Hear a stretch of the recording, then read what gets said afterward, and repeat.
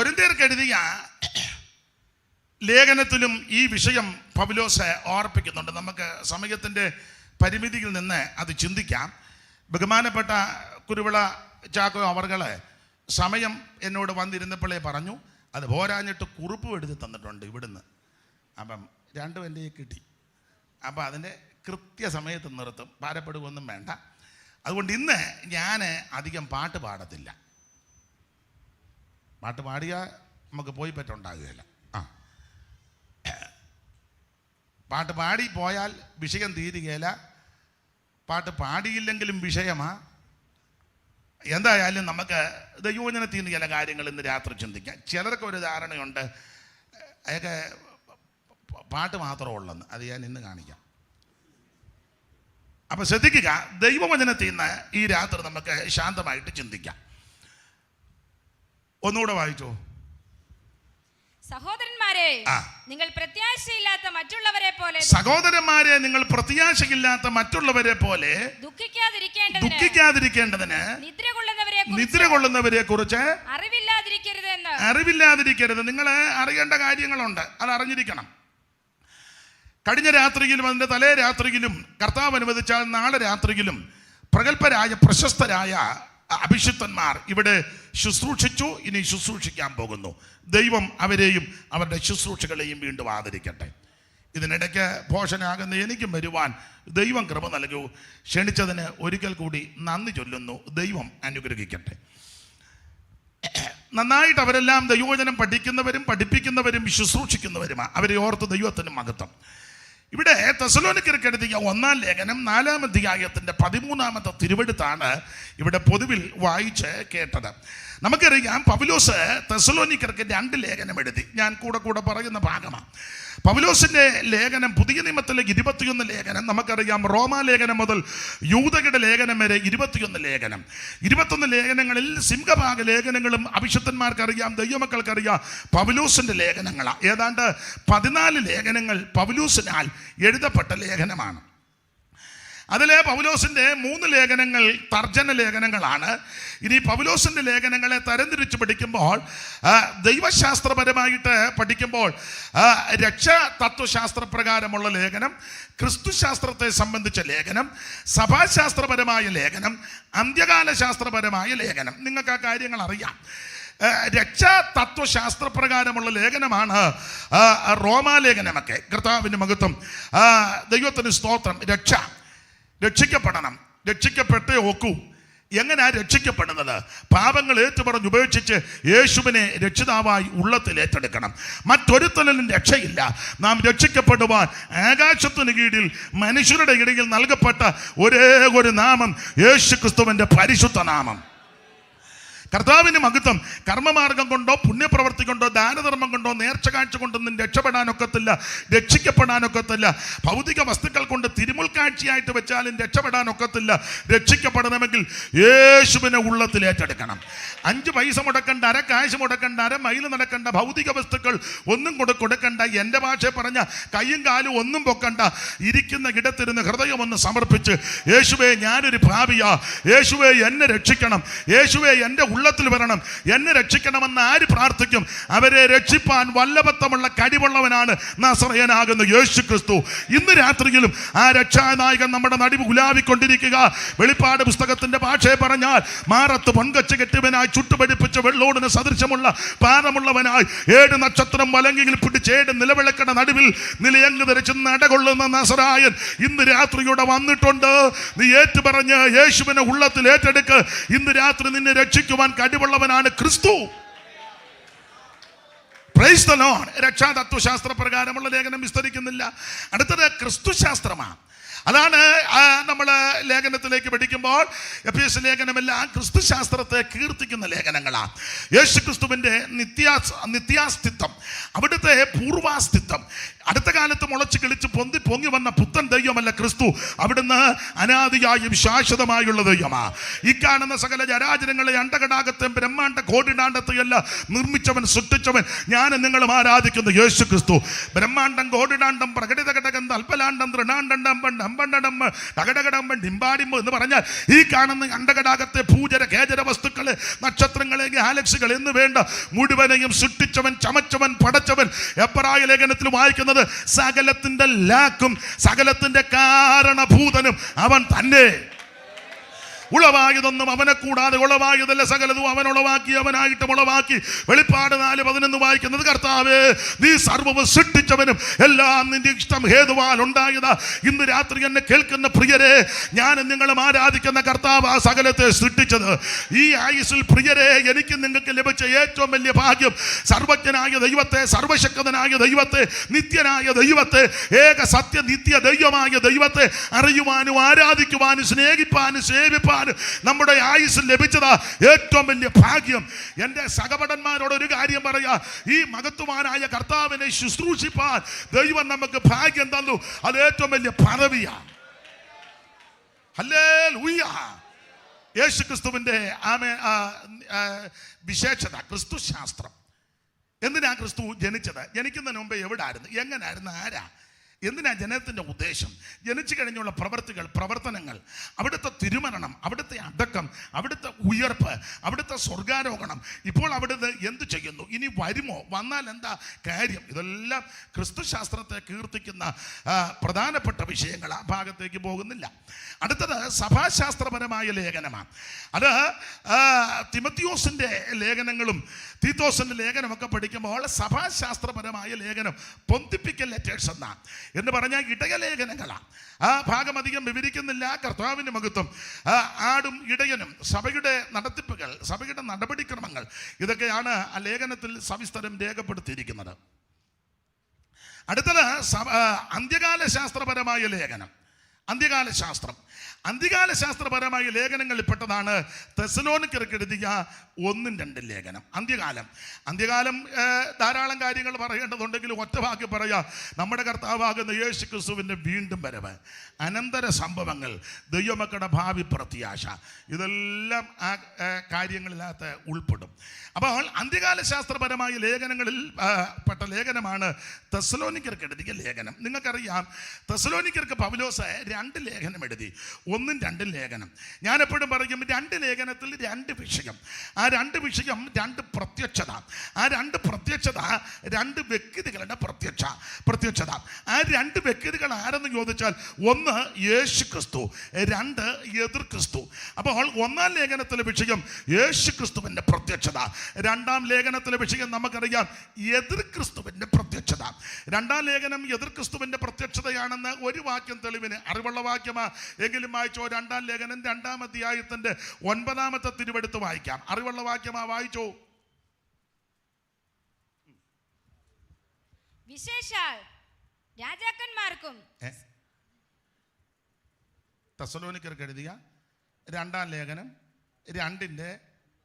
അത് തിമത്തിയോസിന്റെ ലേഖനത്തിൽ നിന്ന് വായിച്ചെന്നാ എനിക്ക് തോന്നുന്നത്. അധർമ്മമൂർത്തിയുടെ പ്രത്യക്ഷത സാത്താന്റെ വ്യാപാര ശക്തിക്ക് ഒത്തവണ്ണം മതിയേ. അപ്പോൾ അവിടുത്തെ ആ പറഞ്ഞ് നിങ്ങൾ ശ്രദ്ധിച്ചോ, അധർമ്മമൂർത്തിയുടെ പ്രത്യക്ഷത. എന്നാലും ഒരു വരി പാടണം. അധർമ്മമൂർത്തിയായി വരും അന്തിക്രിസ്തുവിനായി, അധർമ്മമൂർത്തിയായി വരും അന്തിക്രിസ്തുവിനായി, വഴി ഒരുക്കും നിസങ്ങൾ, ഭൂവിൽ വഴിയൊരുക്കും നിസങ്ങൾ. എൻ പ്രിയനെ എന്തിനീ താമസമോ,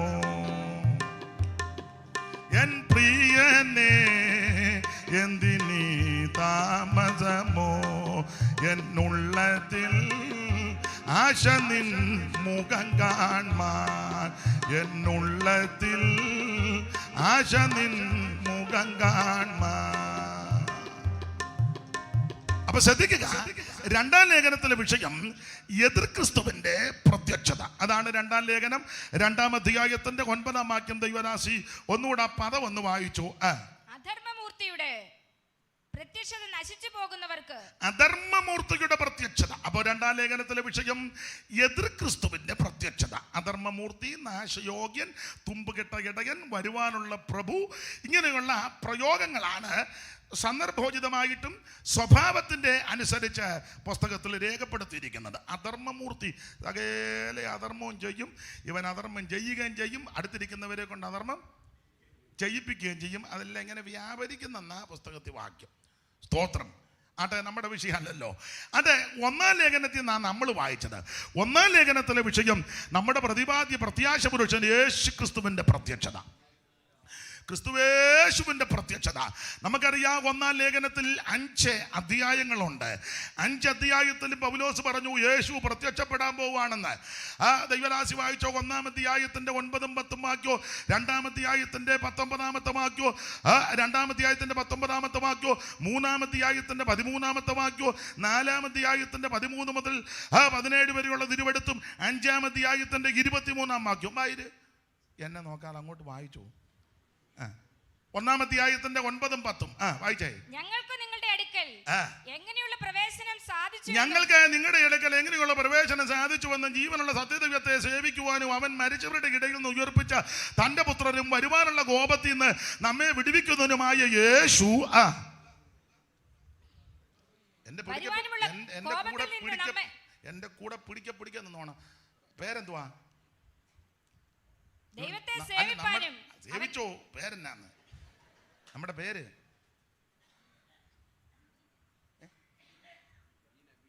അതിനെ കൊള്ളുകയല്ലേ പേര്? മൈക്കിൽ കൂടെ പറഞ്ഞേ. നല്ല പേരാണല്ലോ. മൈക്കിൽ കൂടെ പറഞ്ഞു കേൾക്കാം. ബീന വായിച്ചേ 9 മുതൽ.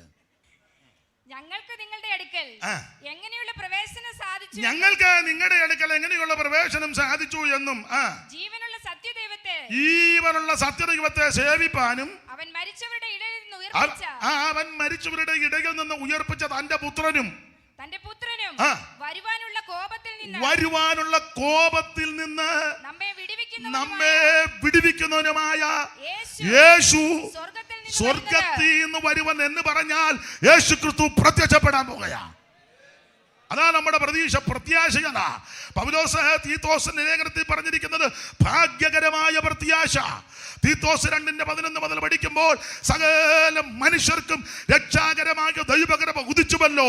നാം ഭാഗ്യകരമായ പ്രത്യാശയ്ക്കായിട്ടും മഹാദൈവവും നമ്മുടെ രക്ഷിതാവുമാകുന്ന യേശു ക്രിസ്തുവിന്റെ തേജസ്സിന്റെ പ്രത്യക്ഷതയ്ക്കായിട്ട് കാത്തുകൊണ്ട് ഭക്തികേടും പ്രപഞ്ചമോഹങ്ങളും വർജിച്ചിട്ട് ഈ ലോകത്തിൽ സുബോധത്തോടും നീതിയോടും ദൈവഭക്തിയോടും കൂടെ ജീവിച്ചു പോരേണ്ടതിന് അത് നമ്മെ ശിക്ഷിച്ചു വളർത്തുന്നു. ഈ കൃപയുടെ ഒരു വിശേഷത ശിക്ഷിക്കും, ശാസിക്കും. ശാസനയും ശിക്ഷയും കിട്ടുന്നില്ലേ ഓർത്തോണം? കൃപയില്ല. കൃപയുണ്ടെങ്കിലാണ് ഇത് കിട്ടുന്നത്. അത് കൃപയാ. അതെ, നമ്മുടെ വിഷയമല്ലല്ലോ. കർത്താവിന് മഹത്വം. അപ്പൊ 1-ാം അധ്യായത്തിൽ പറയുക യേശു ക്രിസ്തു പ്രത്യക്ഷപ്പെടും. 2:19 വായിച്ചേ ബീനെ. നമ്മുടെ കർത്താവായ യേശുക്രിസ്തുവിന്റെ മുമ്പാകെ അവന്റെ പ്രത്യക്ഷത അവിടെയും യേശു പ്രത്യക്ഷപ്പെടുമെന്ന് തെളിയിക്കുക. നമ്മുടെ കർത്താവാകുന്ന യേശു ക്രിസ്തുവിന്റെ മുമ്പാകെ അവിടുത്തെ പ്രത്യക്ഷത. ഇനി 3:13 വായിച്ചേ. 3:13. ഇങ്ങനെ നമ്മുടെ കർത്താവായ യേശു തന്റെ സകല വിശുദ്ധന്മാരുമായി വരുന്ന പ്രത്യക്ഷതയിൽ. അവിടെയും പ്രത്യക്ഷതയാ. ഇങ്ങനെ നമ്മുടെ കർത്താവാകുന്ന യേശു അവിടുത്തെ സകല വിശുദ്ധന്മാരുമായി വരുന്ന പ്രത്യക്ഷത. അവിടെയും യേശു പ്രത്യക്ഷപ്പെടുമെന്ന് തെളിയിക്കുക. ഇനി 4:13 മുതൽ വായിച്ചേ. സഹോദരന്മാരെ നിങ്ങൾ പ്രത്യാശയില്ലാത്ത മറ്റുള്ളവരെ പോലെ ദുഃഖിക്കാതിരിക്കേണ്ടതിനെ നിദ്ര കൊള്ളുന്നവരെ കുറിച്ച് അറിവില്ലാതിരിക്കുന്നത് ഞങ്ങൾ ആഗ്രഹിക്കുന്നു. യേശു ഭരിക്കുകയും ജീവിച്ചെന്നൊക്കെ ഞാൻ വിശ്വസിക്കുന്നു. അങ്ങനെ തന്നെ ദൈവം നിദ്ര കൊണ്ടവരെയും യേശു മുഖാന്തരം അവനോടുകൂടെ വരുത്തും. അടുത്ത വാക്യം. അവനോടുകൂടെ വരുത്തും കർത്താവിന്റെ പ്രത്യക്ഷത വരെ അവിടെയും യേശു പ്രത്യക്ഷപ്പെടുമെന്ന് ഉറപ്പിക്കുക. പിന്നെ 16-ാം വാക്യം നമുക്കെല്ലാം മനപ്പാടമാ. കർത്താവ് താൻ വേണ്ട അതെല്ലാവർക്കും അറിയാവുന്നതാ. ദൈവത്തിന്റെ മഹത്വം. അപ്പോൾ അവിടെയും 4:13 മുതലുള്ള തിരുവെടുത്തും താഴോട്ട് പഠിക്കുമ്പോൾ യേശു പ്രത്യക്ഷപ്പെടാൻ പോകുകയാ.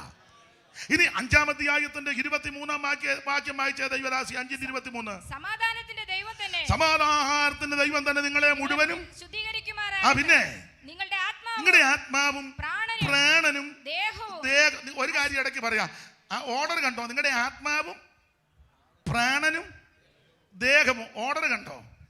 ആത്മാവ്, പ്രാണൻ, ദേഹം. സാധാരണ ഞാനും നിങ്ങളുമൊക്കെ എങ്ങനെയാ പറയുന്നേ? ദേഹം, ദേഹി, ആത്മാവെന്ന. വേറെ പുസ്തകത്തിന്റെ ഓർഡർ കണ്ടോ? ആത്മാവ്, പ്രാണൻ, ദേഹം. ഒടുവിലാ ദേഹം. ആദ്യം ആത്മാവ. നമ്മൾ നേരെ തല തിരിച്ചാ പറയുന്നേ. താവേ ദേഹം, ദേഹി. പണ്ട് അച്ഛൻ പറഞ്ഞതുപോലെ, ഏതച്ഛനാ? ഗാനോജൻ. അച്ഛൻ പറഞ്ഞു, ആത്മരക്ഷയിലാണ് നമ്മളെല്ലാം തുടങ്ങിയത്. ഞാൻ നിങ്ങളുമെല്ലാം തുടങ്ങിയത് ആത്മരക്ഷയല്ല. പക്ഷെ ഇപ്പം വന്ന് ദേഹരക്ഷയിലാ വന്നിരിക്കുന്നേ. ഇല്ലേ? മിണ്ടുകയല്ല. ആത്മാവിനെ കരുതിടാതെ അന്തമോർക്കാതെ, ആത്മാവിനെ കരുതിടാതെ അന്തമോർക്കാതെ, എവിടേക്കോ നിൻ യാത്ര ഇപ്പോൾ ഒടുവിലെന്താകും? എവിടേക്കോ നിൻ യാത്ര ഇപ്പോൾ.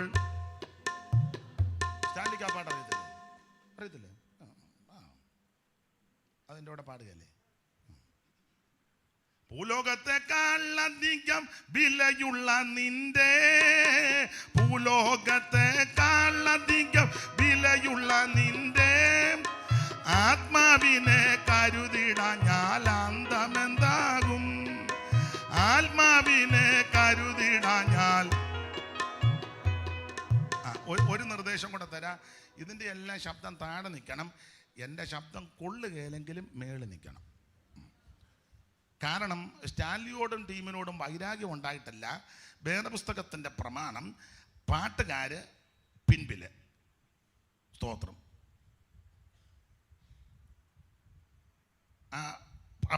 സംഗീതക്കാർ മുമ്പിൽ, വീണക്കാര് പിമ്പിൽ. അപ്പം ഇത് വീണയെല്ലാം പിമ്പിൽ, സംഗീതക്കാര് മുമ്പിൽ. അത് സ്റ്റാൻലി ആണെങ്കിലും പാട്ട് പാടുമ്പം പാട്ടിൻ്റെ ശബ്ദം മേളിൽ നിൽക്കണം. അതിൻ്റെ കാരണം എന്തുവായി പാടുന്നത്? അതിനകത്തെ പദം എന്നതാ? കാരണം കുഴപ്പടിയുള്ളതാണോ പാടി വെക്കുന്നത്? ഇതൊക്കെ അറിയണം. ഉപദേശപ്പശകാണോ പാടി വെക്കുന്നതെന്ന് അറിയണ്ടേ? ചിലപ്പം ചിലയിടത്ത് നല്ല ട്യൂണായിരിക്കും, നല്ല താളവും എല്ലാം അടിച്ച് പെരുക്കുക. ഉപദേശപ്പശകായിരിക്കും പാടി വെക്കുന്നത്. അപ്പം അത് പാട്ടറിയണം.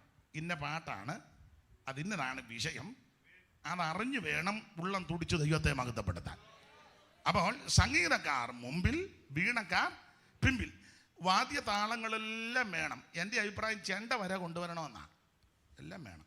പക്ഷെ അതിൻ്റെ എല്ലാം ശബ്ദം താഴെ നിൽക്കണം. നമുക്ക് ചില കൺവെൻഷനിൽ ചെന്നാൽ ഏത് പാട്ടാന്ന് പോലും അറിയാൻ പറ്റില്ല. പിന്നെ അങ്ങൊരു ബഹളമാണ്. പിന്നെ നമുക്ക് രക്ഷപ്പെടുന്നത് ഒന്നേ തെറ്റുമില്ല, മനസ്സിലാകാതെ വലിയൊരു മറുഭാഷ പറഞ്ഞങ്ങ് ബഹളം ഉണ്ടാക്കുക. അങ്ങനെ ഇത് രക്ഷപ്പെട്ടുകൊണ്ടിരിക്കുക. അപ്പം അത് ഒക്കത്തില്ല. പാട്ട് പാടുമ്പം എൻ്റെ ട്യൂണ് കൊള്ളുകയില്ല, സ്വരം ഒന്നും കൊള്ളുകയില്ലെന്ന് നിങ്ങൾക്ക് അറിയാം, എനിക്ക് നല്ലതുപോലെ അറിയാം. എന്നാലും വരി, പദം എന്തുവാന്ന് അറിയണം. ഭൂലോകത്തെക്കാളധികം വിലയുള്ള നിന്റെ, ഭൂലോകത്തെക്കാളധികം വിലയുള്ള നിന്റെ ആത്മാവിനെ കരുതിടാഞ്ഞാൽ അന്തമെന്താകും? ആത്മാവിനെ കരുതിടാഞ്ഞാൽ അന്തമെന്താകും? അന്തമെന്താ ചിന്ത ചെയ്യുക സോദര വേഗം, അന്തമെന്താ ചിന്ത ചെയ്യുക സോദര വേഗം. അധികവാസം ഈകത്തിലില്ലേ ഒടുവിലെന്താകും? അധികവാസം ഈകത്തിലില്ലേ ഒടുവിൽ. അപ്പോൾ ആത്മരക്ഷ, അതാണ് ഏറ്റവും പ്രാധാന്യം. ഇവിടെ പൗലോസ് അതിന്റെ ഓർഡർ പറയുക, നിങ്ങളുടെ ആത്മാവും പ്രാണനും ദേഹവും. അതാ ഓർഡർ. അപ്പൊ ആദ്യം ആത്മാവിനാ പ്രഥമ സ്ഥാനം, ആത്മരക്ഷയായ എല്ലാത്തിലും പ്രാധാന്യം. അത് യേശു ക്രിസ്തുവിൽ കൂടി മാത്രം. പിന്നെ അതിന് താഴെ പ്രാണരക്ഷ, ഒടുവില്ല ദേഹരക്ഷ. പക്ഷെ ഞാനും നിങ്ങളും എല്ലാം ഗതികേട് കൊണ്ടോ പഠിത്തത്തിൻ്റെ കുഴപ്പടി കൊണ്ടാണോ പ്രയോഗശൈലി കൊണ്ടാണോ പെട്ടെന്ന് പറയാൻ എളുപ്പമായത് കൊണ്ടാണോ നമ്മളെല്ലാം പറഞ്ഞത് ദേഹം ദേഹി. അതുകൊണ്ടാണ് അച്ഛൻ പറഞ്ഞത് ആത്മരക്ഷയിലാണ് നമ്മൾ തുടങ്ങിയത്. പക്ഷെ ഇപ്പം ദേഹരക്ഷയിലാണ് വന്ന്. വേണേ ഒന്ന് രണ്ട് ഉദാഹരണം പറയാം. ഞാനും പ്രതിയാ. പണ്ട് മുടിരാത്രി പ്രാർത്ഥനയ്ക്കൊക്കെ നമ്മൾ ഇരിക്കുമായിരുന്നു, ആത്മരക്ഷ കിട്ടി വന്നപ്പം. ഇപ്പം പറയും പാസ്റ്റർ ഞാനൊരു 12-12:30 ആകുമ്പം പോകും. അതിനാ എനിക്ക് ദേഹരക്ഷ വേണം, ഒന്നുറങ്ങണം. ഉറങ്ങരുതെന്നല്ല, ഉറങ്ങണം. തന്നെയല്ല ഉറക്കളച്ചിരിക്കരുതെന്ന് ആ ഡോക്ടർ കുഞ്ഞാണ്ടി പറഞ്ഞേക്കുന്നത്. കുറ്റമല്ലീ പറഞ്ഞത്, ദേഹരക്ഷയിലാണ് ഇപ്പം വന്ന് നിൽക്കുന്നത്. പണ്ടൊക്കെ വീശി അടിക്കുമായിരുന്നു കയ്യ, ഇപ്പം അങ്ങനെ അടിക്കത്തില്ല. ഇപ്പം ഇങ്ങനെ ഒന്ന് ചത്തിട്ടില്ലെന്ന് അറിയുകയാണെന്ന് അനക്കും. ദേഹരക്ഷ കാരണം ഒത്തിരി വീശി അടിക്കരുതെന്ന് ഡോക്ടർ പറഞ്ഞു. ആയിക്കോട്ടെ, അങ്ങനെ ഒത്തിരി കാര്യം. ഞാൻ ഒരു ഉദാഹരണം പറഞ്ഞതേ ഉള്ളൂ. ആത്മരക്ഷയിലാണ് നമ്മൾ തുടങ്ങിയത്, ഇപ്പം ദേഹരക്ഷയില. പണ്ട് സഭായത്തിന് 1 മണി 1:30 2 2:30 വരെയൊക്കെ കുറ്റമല്ല, അങ്ങ് പോകും. ഇപ്പൊ സൂക്ഷം 12:30 അല്ലെങ്കിൽ 1 മണി, അത് കുഴപ്പമല്ല. എത്ര ടാബ്ലറ്റ് രാവിലെ എടുത്തേച്ചാ വന്ന് ഇരുന്ന് ഉറങ്ങുന്നേ. ഇനി ചെന്നേച്ചും കുറേ ടാബ്ലറ്റ് എടുക്കാനുണ്ട്, അതെല്ലാം കറക്റ്റ് ടൈമിൽ ഇടുന്നില്ലെങ്കിൽ വേഗച്ചെന്നുണ്ട് താഴെ വീഴും. ദേഹരക്ഷയിലാണ് നിർത്തിയിരിക്കുന്നത്. ആട്ടെ, പോട്ടെ, അങ്ങനെ പോട്ടെ. എന്നാലും വന്നിരിക്കുന്നല്ലോ ഇത്രയും പേര്, വലിയ കാര്യം. ഞാൻ സന്തോഷിച്ച്, കാരണം ഇവിടെ എല്ലാം കൺവെൻഷൻ നടക്കുക, അടുത്തടുത്തെല്ലാം കൺവെൻഷൻ. എന്നാലും ഇവിടെ ഇത്രയും പേര് വന്നല്ലോ, വലിയ കാര്യം. ദൈവത്തിൻ്റെ മകത്ത് ഇവിടെ എല്ലാം ഇഷ്ടംപോലെ കൺവെൻഷനാണ്. ഞാൻ എന്തൊരു ഓർക്കം ചെയ്തു, ആ നല്ല മുറിക്കാന്നല്ലോ കൊണ്ട് ഇവിടെ നടക്കുന്നത്. കുറച്ച് പേരെങ്കിലും കാണുമെന്നാ ചിന്തിച്ചു, പക്ഷേ ഇത്രയും പേര് ദൈവം കൂട്ടി വരുത്തി. ദൈവം അനുഗ്രഹിക്കട്ടെ. അപ്പൊ ശ്രദ്ധിക്കുക, ഇവിടെ പറയുകയാണ് നിങ്ങളുടെ ആത്മാവും പ്രാണനും ദേഹവും അശേഷം നമ്മുടെ കർത്താവായ യേശുക്രിസ്തുവിന്റെ പ്രത്യക്ഷതയിൽ അതിന്യമായി വെളിപ്പെടും വണ്ണം കാക്കപ്പെടുമാറാകട്ടെ. അപ്പോൾ അവിടെയും യേശുക്രിസ്തുവിന്റെ പ്രത്യക്ഷത. അപ്പൊ ശ്രദ്ധിക്കുക, ഈ 5 അധ്യായത്തിലും പൗലോസ് വളരെ കർക്കശമായി തെളിയിക്കുക യേശുക്രിസ്തു പ്രത്യക്ഷപ്പെടുമെന്ന്. 1-ാം അധ്യായത്തിന്റെ 9, 10, 2-ാം അധ്യായത്തിന്റെ 19, 3-ാം അധ്യായത്തിന്റെ 13-ാം വാക്യം, 4-ാം അധ്യായത്തിന്റെ 13 മുതൽ താഴോട്ടും 5-ാം അധ്യായത്തിന്റെ 23 വാക്യങ്ങൾ. ഈ വാക്യങ്ങളെല്ലാം ഉറപ്പിച്ചും നിറപ്പിച്ചും സംശയത്തിന് ഹേതുണ്ടാകാത്ത വിധത്തിൽ പറയുക യേശു പ്രത്യക്ഷപ്പെടും. ആമേൻ. തിരുവഴുത്ത് അങ്ങനെ ഒടുപ്പിക്കുന്നത്, ഇനി എത്രയും അല്പകാലം കഴിഞ്ഞിട്ട് വരുവാനുള്ളവൻ വരും. ചിലർ താമസമെന്ന് വിചാരിക്കുന്നത് പോലെ കർത്താവ് തന്റെ വാഗ്ദത്തം നിവർത്തിപ്പാൻ താമസിക്കുന്നില്ല. ആമേൻ, സ്തോത്രം. ചിലർ മാനസാന്തരപ്പെടണം. ഇന്ന് രാത്രി എന്നെ കേൾക്കുന്ന പ്രിയരെ, യേശു വരാറായി. എന്തിന്? തനിക്കായി കാത്തു നിൽക്കുന്നവരുടെ രക്ഷയ്ക്ക് അവിടുന്ന് പാപം കൂടാതെ രണ്ടാമത് പ്രത്യക്ഷപ്പെടും. അതാ നമ്മുടെ പ്രതീക്ഷയും പ്രത്യാശയും. പൗലോസ് പറയാ ഭാഗ്യകരമായ പ്രത്യാശ, പത്രോസ് ഒക്കെ പറയാ ജീവനുള്ള പ്രത്യാശ. ഇന്ന് രാത്രി ഈ പ്രത്യാശയുള്ള ദൈവമക്കളെ ഓർത്ത് ദൈവത്തെ സ്തുതിക്കുന്നു. ഈ പ്രത്യാശയുള്ളത് കൊണ്ട് ആ കഷ്ടതയും പോരാട്ടവും പ്രതികൂലവും ആക്ഷേപവും നിന്നേ അപമാനവും പോരും പടകളും ഒക്കെ അനുദിനം വർദ്ധിച്ചു വന്നിട്ടും തളർന്നു പോകാതെ, പിന്മാറാതെ, ക്ഷീണിക്കാതെ, പതറാതെ, പിറുപിറുക്കാതെ, ഇട്ടേച്ചോടാതെ നിലനിൽക്കുന്നതിന്റെ കാര്യം എന്നാണെന്നറിയാമോ?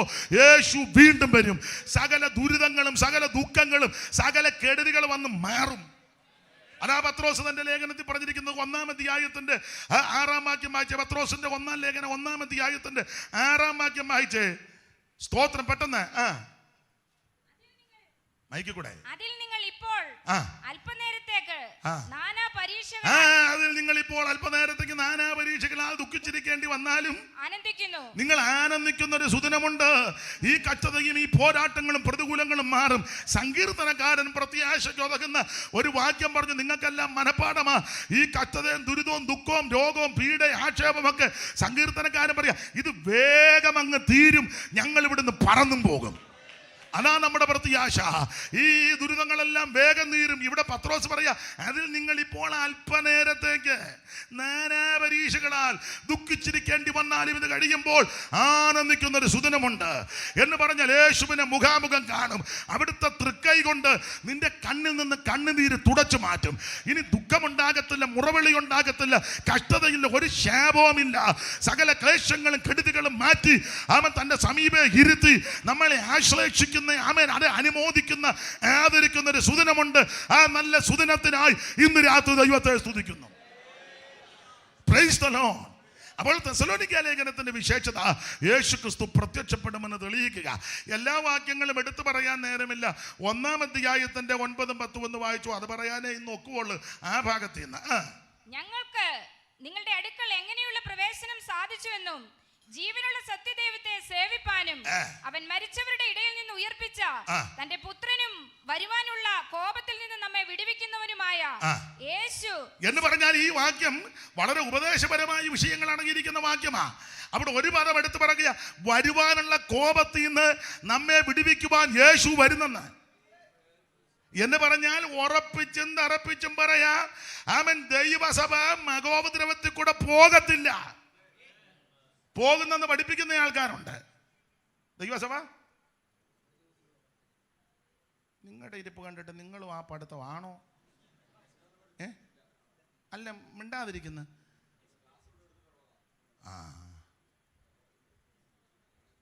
ഞാനത് പറയുമ്പോൾ എനിക്ക് ഹെൽപ്പ് ചെയ്യണ്ടേ? ഞാൻ പറയുന്നത് ഒക്കുന്നുണ്ടോ എന്ന് നോക്കിയിരിക്കുക. എന്നാ കുഴപ്പമില്ല. ദൈവേ അത് തന്നെ ഞാനും പറയുന്നത്. ദൈവത്തിന്റെ സഭ മഹോദരവത്തിൽ കൂടെ പോകത്തില്ല. എന്നാൽ ദൈവസഭ ഉപദ്രവങ്ങളിൽ കൂടെ പോകും. അത് സഭ തുടങ്ങിയ കാലം മുതലുണ്ടല്ലോ, ഇല്ലേ? സഭ ആരംഭിച്ച കാലം മുതലേ സഭയ്ക്ക് ഉപദ്രവങ്ങളാ. കല്ലേറും പട്ടിണിയും ഉപദ്രവവും ആക്ഷേപവും പീഡയും ഒക്കെ. അത് സഭ എടുക്കപ്പെടുന്നത് വരെ സഭയ്ക്ക് പീഡയുണ്ട്. പക്ഷേ വേദപുസ്തകത്തിലെ മഹോപദ്രവം ഉണ്ടല്ലോ, ഒരു 7 വർഷം 3.5 പകത്ത് വെച്ചിട്ടല്ലോ. കാലം, അരക്കാലം, ഇരുകാലം, ഒരു കാലം, കാലങ്ങൾ, കാലാംശം, ആ കണക്കുണ്ടല്ലോ. ആ കണക്കിനകത്തൂടെ അവൻ ദൈവസഭ പോകത്തില്ല. മഹാപീഠക്കകത്തൂടെ സഭയെ വിട്ടേച്ച് അവൻ സ്വീകരിക്കുന്ന കർത്താവല്ല. അവൻ ക്രോലം കടന്നു പോകണം നിന്നെ ഒളിപ്പിക്കുന്നൊരു ദൈവമുണ്ട്. ഈ വെള്ളപ്പൊക്കം ഉണ്ടായപ്പോ നിഴലല്ലേ, വെള്ളപ്പൊക്കം ഉണ്ടായി മുഴുവനും ചത്തുമലച്ചപ്പ് 8 എണ്ണത്തിന് പെട്ടകത്തിൽ ഒളിപ്പിച്ചെന്ന്. സ്തോത്രം. അതാ ദൈവം. എന്നാ നിങ്ങൾ മുങ്ങി ചത്തോ പിന്നെ ഉയർപ്പിക്കാന്നല്ല പറഞ്ഞത്. ആ വെള്ളപ്പൊക്കത്തിൽ 8 എണ്ണത്തിന് ദൈവം ഒളിപ്പിച്ചു പെട്ടകത്തിൽ. ബാക്കിയെല്ലാം ന്യായവിധിക്ക് ഇരയായി.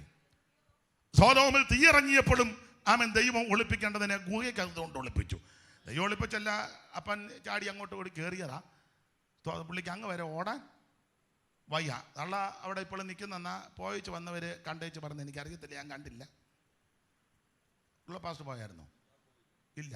ഒന്ന് പോയി കണ്ടേച്ച് എന്നോടൊന്ന് പറയണം, തള്ള തന്നെയാണെന്ന് തോന്നുന്നു. പോയവരൊക്കെ പറയുന്നത് അവർ തന്നെ നിൽക്കുന്ന. ആയിക്കോട്ടെ, തൻ്റെ സഭയെ മഹാപീഠക്കകത്തൂടെ ദൈവം അയക്കത്തില്ല. സ്തോത്രം. നമ്മെ സൂക്ഷിക്കുന്ന ദൈവമാണ്. അപ്പോൾ വരുവാനുള്ള കോപം, ആ കോപത്തിൽ നമ്മെ വിടുവിക്കാനാ യേശു വരുന്നത്. അവിടെ 9-ാം വാക്യം പറയുക, ഞങ്ങൾക്ക് നിങ്ങളുടെ അടുക്കൽ എങ്ങനെയുള്ള പ്രവേശനം സാധിച്ചു എന്ന് പറഞ്ഞാൽ പൗലോസ് തെസ്സലോനിക്കയിൽ വന്നത് എങ്ങനെയാന്ന് ആ ചോദ്യത്തിന്റെ ഒരർത്ഥം. പൗലോസിന്റെ മിഷണറി യാത്രയിൽ ആ തെസ്സലോനിക്കൽ വന്നത് ആ 17-ാം അധ്യായത്തിന്റെ 1-2 ഒന്ന് വായിച്ചേ. ദൈവദാസി അപ്പോസ്തല പ്രവൃത്തികളുടെ പുസ്തകം 17-ാം അധ്യായത്തിന്റെ 1-2 തിരുവെഴുത്തുകൾ. അവർ അംഫിപോലിസിലും അപ്പൊലോനിക്കയിലും കൂടി കടന്ന് തെസ്സലോനിക്കയിലെത്തി. അവിടെ യഹൂദന്മാരുടെ ഒരു പള്ളി ഉണ്ടായിരുന്നു. പൗലോസ് പതിവ് പോലെ അവരുടെ അടുക്കൽ ചെന്ന് 3 ശബ്ദത്തിൽ തിരുവെഴുത്തുകളെ ആധാരമാക്കി അവരോട് വാദിച്ചു. യേശു ക്രിസ്തു കഷ്ടം അനുഭവിക്കുകയും മരിച്ചവരിൽ നിന്ന് ഉയർത്തെഴുന്നേൽക്കുകയും ചെയ്യേണ്ടത് എന്നും ഞാൻ നിങ്ങളോട് അറിയിക്കുന്ന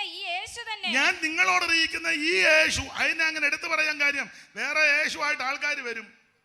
അന്നും വരും, പിന്നെ വന്നു, ഇപ്പോഴും വന്നുകൊണ്ടിരിക്കുക. ഇപ്പോഴും പല സ്ഥലങ്ങളിൽ വേറെ യേശുവായിട്ട് ആൾക്കാർ നടക്കുന്നത്. പക്ഷെ അതല്ല ഈ യേശു. ഏതാ ഞാൻ പറഞ്ഞത്? മനുഷ്യജാതികളുടെ പാപപരിഹാരം വരുത്തുവാൻ സ്വർഗമഹിമകൾ വിട്ട് വചനം ജഡമായി കന്യാസൂനുമായി അവതരിച്ച യേശു, നാടെങ്ങും നന്മ സുവിശേഷിച്ച യേശു, മരിച്ചവരെ ഉയർപ്പിച്ച യേശു, രോഗികളെ സൗഖ്യമാക്കി യേശു. തീർന്നില്ല, തിരുവെഴുത്ത് എഴുതി വെച്ചതുപോലെ കഷ്ടാനുഭവങ്ങളിൽ കൂടി കടന്നുപോയ യേശു, അവൻ ക്രൂശിക്കപ്പെട്ട യേശു, അവൻ മരിച്ച് അടക്കപ്പെട്ട യേശു, 3-ന്റെ അന്ന് ഉയർത്തെഴുന്നേറ്റ യേശു, ഇന്നും സ്വർഗത്തിൽ എനിക്ക് നിങ്ങൾക്ക് വേണ്ടി പക്ഷപാതം ചെയ്യുന്ന യേശു. തീർന്നില്ല, തിരിച്ചു വരുന്ന യേശു. എന്തിന്? തിരുസഭയെ ചേർക്കുവാൻ. ആ യേശുവിന്റെ കാര്യമാ പറഞ്ഞിരിക്കുന്നത്. ഞങ്ങൾ ഈ യേശു വായിച്ച സഹോദരി, ഈ യേശു തന്നെ ക്രിസ്തു എന്ന് തെളിയിച്ച് വിവരിച്ചു കൊണ്ടിരുന്നു. അവരിൽ ചിലരും ഭക്തിയുള്ള യവനന്മാരിൽ വലിയ കൂട്ടവും മാന്യ സ്ത്രീകളിൽ അനേകരും വിശ്വസിച്ചു. ഇങ്ങനെ തെസ്സലോനിക്കയിൽ ഒരു സഭയുണ്ടായി, അനുഗ്രഹിക്കപ്പെട്ടൊരു സഭയാ. ഈ സഭയുടെ ഒരു വിശേഷത കൊണ്ട് നല്ല സഭയാ. തെസ്സലോനിക്കരെ പറ്റി പറയുന്നത് നിങ്ങൾക്കറിയാം. ദൈവദാസന്മാർ ഇതൊക്കെ പറയുകയും പഠിപ്പിക്കുകയും ചെയ്യുന്നവരാ. ഇപ്പം വന്ന് നമ്മളെക്കാളും നന്നായിട്ട് ഇവർക്കറിയാം. നമ്മൾ പൊട്ടത്തരം പറഞ്ഞാലുടനെ അവിടെ നിന്ന് ഊറിയ ചിരിച്ചിരിക്കും. പിന്നെ പാസ്റ്റർ ആയതുകൊണ്ട് അവർ മിണ്ടുന്നില്ലെന്നേ. അതെ, ഞാനും നിങ്ങൾ ഇവിടെ നിന്ന് പൊട്ടത്തരം പറഞ്ഞാൽ അവർക്ക് അയ്യോ വെടലത്തരമായി പറയുന്നത്, അവരൊരു ഊറിയ ചിരിച്ചിരിക്കും. നമ്മളവർക്കും പ്രസംഗം കേട്ടിരിക്കുകയെന്നും പിന്നെ അവര് ദൈവദാസനല്ലേ പോട്ടെന്ന് ഓർത്തങ്ങ്. കാരണം ഇപ്പം പഠിത്തത്തിന് ധാരാളം സാവകാശങ്ങൾ സാഹചര്യം ഇല്ലേ. സാധ്യതകൾ ഇഷ്ടം പോലെ ഉണ്ട്. മൊബൈലിലൊക്കെ അടിച്ചു കൊടുത്താൽ എന്തെല്ലാം പഠിക്കാനുണ്ട്. താല്പര്യമുള്ളവർക്കാണ് നന്നായിട്ട് പഠിക്കാം. ആരോട് പറയാം? അപ്പം അതുകൊണ്ട് നമ്മയൊക്കെ നന്നായിട്ട് അവർക്കറിയാം. അപ്പം പൗലോസ് ഈ കാര്യമെല്ലാം വളരെ കർക്കശമായി പറയുക. നന്നായിട്ട് അവിടെ പറഞ്ഞു. സഭ തുടങ്ങി. ഈ സഭയുടെ വിശേഷത, തെസ്സലോനിക്കരുടെ ഒരു വിശേഷത, ഇവരുടെ വിശ്വാസം വിശ്വപ്രസിദ്ധമായിരുന്നു. 1-ാം അധ്യായത്തിന്റെ 7-ാമത്തെ വാക്യം ഒന്ന് വായിച്ചേ സഹോദരി. 1:7. അങ്ങനെ നിങ്ങൾ മക്കെദോന്യയിലും അഖായയിലും വിശ്വസിക്കുന്നവർക്ക് മാതൃകയായി തീർന്നു. അടുത്ത വാക്യം. വിശ്വസിക്കുന്നവർക്ക് എല്ലാവർക്കും മാതൃകയായി തീർന്നു. നിങ്ങളുടെ അടുക്കൽ നിന്ന് കർത്താവിന്റെ വചനം മുഴങ്ങിച്ചെന്നത് മക്കെദോന്യയിലും അഖായയിലും മാത്രമല്ല എല്ലായിടവും നിങ്ങൾക്ക് ദൈവത്തിലുള്ള വിശ്വാസം പ്രസിദ്ധമായിരുന്നു. കണ്ടോ, നിങ്ങളുടെ വിശ്വാസം വിശ്വപ്രസിദ്ധമായിരുന്നു. ആരുടെ? തെസ്സലോനിക്കരുടെ വിശ്വാസം വിശ്വപ്രസിദ്ധം. റോമാക്കാരുടെ വിശ്വാസവും ലോകപ്രസിദ്ധമായിരുന്നെന്ന ഈ രണ്ടു കൂട്ടരുടെ കാര്യമായി എടുത്തു പറഞ്ഞിരിക്കുന്നത്. വിശ്വപ്രസിദ്ധമായ വിശ്വാസമാണ് തെസ്സലോനിക്കരുടെ വിശ്വാസം. ഇന്ന് രാത്രി ഒരു കാര്യം ഓർപ്പിക്കട്ടെ. നമ്മുടെ പേരും മറ്റ് കുടുംബശ്രേഷ്ഠതയും പേരും പഠിപ്പും സ്ഥാനവും മാനവും ഒന്നും പ്രസിദ്ധമായില്ലെങ്കിൽ നിന്റെ വിശ്വാസം പ്രസിദ്ധമാകണം. ഇപ്പം പ്രസിദ്ധമാക്കിക്കൊണ്ടിരിക്കുന്ന വിശ്വാസമൊന്നുമല്ല. ഇപ്പോൾ കർത്താവിൻ്റെ ദാസൻ ഇന്നയാൾ മുമ്പോട്ട് വരും, ഡോക്ടർ റൗറൻ സോ പുള്ളി ഇന്ന ചുമതല വഹിക്കുന്നു. പിന്നെ അത് പറയണേ തന്നെ കുറേ നേരം വേണം. ചിലർ പറയുമ്പം മുഴുവൻ തെറ്റുകയും ചെയ്യും. പിന്നെ പുള്ളി എഴുന്നേറ്റ് വരുമ്പോൾ പുള്ളി എന്തെല്ലാം ചുമതല വഹിക്കുന്നു അതെല്ലാം കൂടെ വാതോരാതെ പറയും. വിശ്വാസമൊന്നുമില്ല. ഇതെല്ലാം കൂടെ കേട്ട് വിശ്വാസികളുടെ ഉള്ള വിശ്വാസവും പോവും. ഇതല്ല വിഷയം. നമ്മുടെ കുടുംബശ്രേഷ്ഠതയോ കുടുംബ മഹിമയോ വിദ്യാഭ്യാസത്തിന്റെ മെച്ചമോ, അത് തെറ്റാന്നല്ല. വിദ്യാഭ്യാസം നല്ലതാ. നമ്മുടെ വീരസാഹസിക കഥകളും മുൻകാലത്ത് ചെയ്ത കാര്യങ്ങളൊന്നുമല്ല. നമ്മുടെ വിശ്വാസം വിശ്വപ്രസിദ്ധമാകണം. നിന്റെ വിശ്വാസം വിശ്വപ്രസിദ്ധമാകണം. ഇവിടെ സ്ഥാനവും മാനയും കസേരവും ഒന്നും കിട്ടിയില്ലെങ്കിലും, ആൾക്കാർ നിന്നെ മാനിച്ചില്ലെങ്കിലും, അങ്ങാടിയിൽ വന്ദനവും പള്ളിയിൽ മുഖ്യാസനവും ആൾക്കാർ റബ്ബിന്നോ റബ്ബുനിന്നോ യജമാനെന്നൊന്നും വിളിച്ചില്ലെങ്കിൽ, ഇന്ന് രാത്രി ഒരു കാര്യം പറയാ, നിനക്ക് സ്റ്റേജ് കിട്ടിയില്ലെങ്കിൽ, ആരും നിന്നെ ഗവനിക്കുന്നില്ലെങ്കിൽ ഒരു കാര്യം പറയാ, നിന്റെ വിശ്വാസം വിശ്വപ്രസിദ്ധമായിരിക്കണം. അങ്ങനെയാണല്ലോ പുസ്തകത്തിൽ വിശ്വാസത്താൽ രാജ്യങ്ങളെ അടക്കി, വിശ്വാസത്താൽ നീതി നടത്തി, വിശ്വാസത്താൽ മരിച്ചവരെ തിരികെ കിട്ടി, വിശ്വാസത്താൽ വാഗ്ദത്തങ്ങളെ പ്രാപിച്ചു, വിശ്വാസത്താൽ സിംഹത്തിന്റെ വായടച്ചു, വിശ്വാസത്താൽ തീയുടെ ബലത്തേക്കെടുത്തി. ഇന്ന് രാത്രി ദൈവത്തിന്റെ പൈതലെ വിശ്വാസം വർദ്ധിക്കണം. ഇന്ന് രാത്രി അവിശ്വാസം എന്ന ദുഷ്ടകൃത്യത്തെ ശാസിച്ച് ഈ രാത്രി നിന്റെ വിശ്വാസം വർദ്ധിക്കണം. യേശു നിന്നെ വിടുവിക്കും, യേശു നിന്നെ സൗഖ്യമാക്കും, നിന്റെ പ്രശ്നങ്ങൾക്ക് പരിഹാരം തരുവാൻ യേശു മതിയായവനാ. ഇന്ന് രാത്രി നിന്നെ വിടുവിക്കുവാൻ കഴിവുള്ള നസറായൻ ഈ രാത്രി നടകൊണ്ടോണ്ടിരിക്കുക. നീ നിരാശയോടായിരിക്കും വന്നത്, തിരിച്ചു പോകുന്നത്. ഇന്ന് രാത്രി വിശ്വാസത്തിൽ ശക്തിപ്പെട്ടു വേണം. ദൈവത്തിന്റെ മഹത്വം, ദൈവത്തിന്റെ മഹത്വം, ദൈവത്തിന്റെ മഹത്വം, ദൈവത്തിന്റെ മഹത്വം, ദൈവത്തിന്റെ മഹത്വം, ദൈവത്തിന്റെ മഹത്വം, ദൈവത്തിന്റെ മഹത്വം, ദൈവത്തിന്റെ മഹത്വം, ദൈവത്തിന്റെ മഹത്വം, ദൈവത്തിന്റെ മഹത്വം, ദൈവത്തിന്റെ മഹത്വം. ഹല്ലേലൂയ. അപ്പൊ ഒന്ന്, ഇവരുടെ വിശ്വാസം വിശ്വപ്രസിദ്ധമാണ്. ഈ പെന്തിക്കോസ് വളർന്നിട്ടുണ്ടെങ്കിൽ, കുറെയൊക്കെ വളർന്നില്ലെന്നൊന്നും പറയാൻ ഒക്കത്തില്ല. കേരളത്തില് പണത്തിന്റെ മുഷ്കു കൊണ്ടോ, പൊളിറ്റിക്കൽ ബലം കൊണ്ടോ, സാമുദായിക ബലം കൊണ്ടോ, കായബലം കൊണ്ടോ, കുടുംബശ്രേഷ്ഠത കൊണ്ടോ, പ്രസംഗത്തിന്റെ മെച്ചം കൊണ്ട് വളർന്നതല്ല, വിശ്വാസം കൊണ്ട് വളർന്നതാണ്. Praise the Lord. പേരും പ്രശസ്തിയും ഒന്നുമില്ലെങ്കിലും വിശ്വാസമുള്ള മാലാക്കളും പിതാക്കന്മാരും ഉണ്ടായിരുന്നു. അവർ വിശ്വാസത്തോടെ ദേശത്തെ കൈവശമാക്കി പ്രാർത്ഥിച്ചു. അവർ വിശ്വാസത്തോടെ ഓരോ വീട്ടിൽ കയറി കാല് ചവിട്ടി, വിശ്വാസത്തോടെ ഓരോരുത്തരെ ചൂണ്ടി പ്രാർത്ഥിച്ചു, വിശ്വാസത്താൽ ദേശത്തെ കൈയടക്കി. ഇന്ന് രാത്രി ദൈവത്തിന്റെ പൈതല്, നിന്റെ വിശ്വാസം വർദ്ധിക്കണം. Praise the Lord. പണ്ടത്തെ പെന്തിക്കോസ് എനിക്കെല്ലാം അറിയത്തില്ലെങ്കിലും നിങ്ങൾ കുറച്ചുകൂടെ അറിവും അനുഭവമുള്ളവരാ. പണ്ടത്തെ പെന്തിക്കോസ് ഞാൻ പറയും, മെഡിക്കൽ കോളേജിൽ നിന്ന് തള്ളിയ കേസ് പെന്തിക്കോസ് ആരാധന വന്നാ വിടുതല. അവിടുന്ന് ഉപേക്ഷിച്ചതാ. അവർ പറഞ്ഞു നീ വീട്ടിൽ കൊണ്ടുപോകുക എന്ന് പറഞ്ഞ് ചാകാറായി. ഒരു ചെറിയ അനക്കം അറ്റ കൈക്കാ നമ്മുടെ യോഗത്തിന് കൊണ്ടുവന്നേ. തിയോളജി ഒന്നും പഴയ അമ്മമാർക്കൊന്നും അറിയത്തില്ല, ന്യൂമറ്റോളജി ആന്ത്രോപോളജിയും ഒന്നും അറിയത്തില്ല. പക്ഷെ അമ്മയ്ക്ക് നല്ല വിശ്വാസം ഉണ്ടായിരുന്നു. ഇതിപ്പോ അങ്ങ് തിയോളജി മുഴുവൻ അങ്ങോട്ട് കയറി തിയോളജിയുടെ എല്ലാം വശങ്ങൾ പഠിച്ച് ഇപ്പൊ തന്നെ തിയോളജി വന്നിപ്പം ദൈവം ഉണ്ടോന്ന് തന്നെ വിഷയം എന്നതാ. തിയോളജി എടുക്കാൻ വരുന്ന പുള്ളിക്ക് തന്നെ സ്തോത്രം.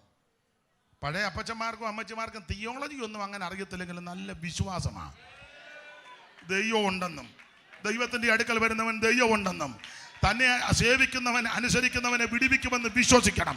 വിശ്വസിക്കുന്നവരാൽ ഈ അടയാളങ്ങൾ നടക്കും. അവർ എന്റെ നാമത്തിൽ ഭൂതങ്ങളെ പുറത്താക്കും. രോഗികളുടെ മേൽ കൈവച്ച സൗഖ്യം വരും. മരണകരമായത് കുടിച്ചാലും കടിച്ചാലും ഹാനി വരികയില്ല. വിശ്വാസത്താൽ അവർ അത്ഭുതങ്ങൾ ചെയ്യും. ഇത് വിശ്വാസവേലയാ. Praise the Lord. അപ്പോൾ ഇവരുടെ, ഞാൻ അധികം വിസ്തരിക്കുന്നില്ല, ഇവരുടെ വിശ്വാസം വിശ്വപ്രസിദ്ധമാണ്. എന്നെ കേൾക്കുന്ന ബഹുമാന്യ കർത്തദാസന്മാരോട് പറയാ, നമ്മളെ പറ്റി മറ്റു കാര്യങ്ങളൊന്നും സ്ഥാനവും മാനവും ഒന്നും കിട്ടിയില്ലെങ്കിൽ നമ്മുടെ വിശ്വാസം വലുതായിരിക്കണം. Praise the Lord. അപ്പൊ തെസ്സലോനിക്കരുടെ വിശ്വാസം വിശ്വപ്രസിദ്ധം മാത്രമല്ല, ഇവരെല്ലാവർക്കും മാതൃകാ വിശ്വാസികളായിരുന്നു. അതല്ലേ 7-ാം വാക്യം ഒന്നുകൂടെ വായിച്ചേ. അങ്ങനെ നിങ്ങൾ മക്കതോനിയയിലും അഖായയിലും വിശ്വസിക്കുന്നവർക്ക് എല്ലാവർക്കും മാതൃകാ വിശ്വാസികളാ. എന്തുവാ ഇവരുടെ മാതൃക? ആ 9-10 വാക്യം പഠിച്ചാൽ ഇവര് വേർപാട് പാലിച്ചവരാ. അവിടെ ഒരു പദമുണ്ട്, നിങ്ങൾ വിഗ്രഹങ്ങളെ വിട്ട് ദൈവത്തിങ്കിലേക്ക് വന്നെന്നൊരു പദമുണ്ടല്ലോ. ദൈവദാസി വായിച്ചേ. എങ്ങനെയുള്ള പ്രവേശനം സാധിച്ചുവെന്നും ജീവനുള്ള സത്യദൈവത്തെ സേവിപ്പാനും അവൻ മരിച്ചവരുടെ ഇടയിൽ നിന്ന് ഉയർപ്പിച്ച തന്റെ പുത്രനും വരുവാനുള്ള കോപത്തിൽ നിന്ന് നമ്മെ വിടുവിക്കുന്നവനുമായ യേശു സ്വർഗ്ഗത്തിൽ നിന്ന് വരുവാനുള്ള കോപത്തിൽ നിന്ന് നമ്മളെ വിടുവിക്കുന്നവനുമായ യേശു സ്വർഗ്ഗത്തിൽ നിന്ന് വരുന്നത് കാത്തിരിപ്പാനും. അടുത്തത്, നിങ്ങൾ വിഗ്രഹങ്ങളെ വിട്ട് ദൈവത്തിങ്കലേക്ക് എങ്ങനെ തിരിഞ്ഞു വന്നു. ഒറ്റ വാക്കി പറഞ്ഞാൽ, ഈ വാക്യം ചേർത്തൊന്ന് പഠിച്ചാൽ ഒറ്റ വാക്കിൽ മനസ്സിലാകുന്ന ഭാഷ പറഞ്ഞാൽ ഇവര് വേർപാട് പാലിച്ചവരാ. ഒന്ന്, ഇവരുടെ വിശ്വാസം വിശ്വപ്രസിദ്ധം. 2, ഇവര് മാതൃകാ വിശ്വാസി. എന്തുവാ ഇവരുടെ മാതൃക? ഒരു മാതൃക, ഇവര് വേർപാട് പാലിക്കുന്നവരാ. എന്ന് പറഞ്ഞാൽ നേരത്തെ ആചരിച്ച് സേവിച്ച് സ്നേഹിച്ച് ഭജിച്ച് പൂജിച്ച് ആമ പിൻഗമിച്ചതിനെല്ലാം വിട്ടു. ആ വിഗ്രഹങ്ങളെ വിട്ടു. വേദപുസ്തകത്തിന്റെ വെളിച്ചത്തിൽ പറയാ, നിനക്ക് വേണ്ടി രക്തം ചിന്തി നിന്നെ വീണ്ടെടുത്ത് നിന്നെ രക്ഷിച്ച് നിന്നെ വിടിവിച്ച യേശുവിനേക്കാൾ ഉപരി നീ എന്തിന് പ്രാധാന്യം കൊടുത്തോ അത് മുഴുവൻ വിഗ്രഹമാണ്. അത് ഭാര്യയാന്നേലും ഭർത്താവാന്നേലും മക്കളാന്നേലും വണ്ടിയാന്നേലും വീടാന്നേലും ജോലിയാന്നേലും വസ്തുവാന്നേലും എന്ത് വിഷയമാന്നേലും നിനക്ക് വേണ്ടി രക്തം ചിന്തി വീണ്ടെടുത്ത് നിന്നെ രക്ഷിച്ച യേശുവിനേക്കാൾ ഉപരി എന്തിനെങ്കിലും ഞാനും നിങ്ങളും പ്രാധാന്യം കൊടുക്കുന്നെങ്കിൽ വേറെ പുസ്തകത്തിന്റെ വെളിച്ചത്തിൽ അത് വിഗ്രഹമാണ്. ചില വർഷങ്ങൾക്ക് മുമ്പ് ഇതിനടുത്ത ഞാൻ ഒരു വീട്ടിൽ ചെന്നു അദ്ദേഹത്തെ കാണാൻ. അപ്പോൾ ഞങ്ങൾ സംസാരിച്ചു. ഓപ്പണായിട്ട് അങ്ങ് പറയാം, ചക്ക കായ്ച്ചു വരുന്ന സമയമാണ്. അപ്പം ഞാൻ മേളത്തെ വീട്ടിലാണ് ഇദ്ദേഹം, താഴത്തെ വീട്ടിൽ അദ്ദേഹത്തിൻ്റെ അളിയനാണ്. അപ്പം ഞാൻ മേളത്തെ വീട്ടിൽ നിന്ന് ഇദ്ദേഹത്തോട് പറഞ്ഞു, അച്ചായ, പേരൊന്നും ഞാൻ പറയുന്നില്ല, താഴെ ചക്കയുണ്ടല്ലോ. ഉടനെ എടുത്ത വായോട്, ആ ചക്കയുണ്ട്, ആരിടാനാ ആര് വേവിക്കാനാ? ഞാൻ ചോദിച്ചെന്നാ? അയ്യോ, താഴെ ഒരു വിഗ്രഹത്തെ കൊണ്ടുവന്ന് വെച്ചിട്ടുണ്ടെന്ന്. അപ്പം എനിക്ക് മനസ്സിലായില്ല തന്നെ. അപ്പം പിന്നീടും പറഞ്ഞു, ആ താഴത്തെ വീട്ടിലെ അച്ചായൻ്റെ മകളുടെ കൊച്ചിനെ അവിടെ കൊണ്ടുവന്നു. ഈ കൊച്ചുള്ളത് കൊണ്ട് എപ്പോഴും കൊച്ചിനെ അങ്ങ് നാടൻ ഭാഷ പറഞ്ഞ് കൊച്ചിനെ പൂജിക്കുക. ഈ മനുഷ്യനൊരു ചക്ക ഇട്ട് കൊടുക്കുവോ, അത് അടത്തിപ്പെറുക്കി വേവിച്ച് കൊടുക്കും. പുള്ളിക്ക് ആഗ്രഹം കൊണ്ടൊരു ചക്ക വേവിച്ച് കഴിച്ചാൽ കൊള്ളാന്ന്, കിട്ടുന്നില്ല. അപ്പം അതിൻ്റെ അരിശവും കൂടെ തീർത്താ പുള്ളി പറഞ്ഞത്. ആ ചക്കയൊക്കെ ഇഷ്ടം കൊണ്ട് എന്നാ ചെയ്യാൻ, അത് ആടെ ഒരു വിഗ്രഹത്തെ കൊണ്ടുവച്ചിട്ടുണ്ടെന്ന്. പൊടിക്കുഞ്ഞിൻ്റെ കാര്യമാണ് പറഞ്ഞ്. നമുക്ക് ആ വിഷയം വേണ്ട. അപ്പം പുള്ളിയുടെ രീതിയിൽ മറ്റൊരു കാര്യവും ശ്രദ്ധിക്കുന്നില്ല. കൊച്ചാണ് വിഷയം. കുഞ്ഞിനെ ശുശ്രൂഷിക്കരുതെന്നോ കുഞ്ഞിനെ വളർത്തരുതെന്നോ കുഞ്ഞിനെ പരിപാലിക്കരുതെന്നല്ല അതിൻ്റെ വാദം. അപ്പം ശ്രദ്ധിക്കുക, നമ്മൾ നമ്മുടെ കർത്താവിനേക്കാൾ ഉപരി എന്തിനെങ്കിലും പ്രാധാന്യം കൊടുത്താൽ അതും വിഗ്രഹമാണ്. ഈ തെസലോനിക്കയിലെ വിശ്വാസികൾ സിംഹഭാഗവും ജാതീയ പശ്ചാത്തലത്തിൽ നിന്ന് ഈ മാർഗത്തിൽ വന്നവരാ.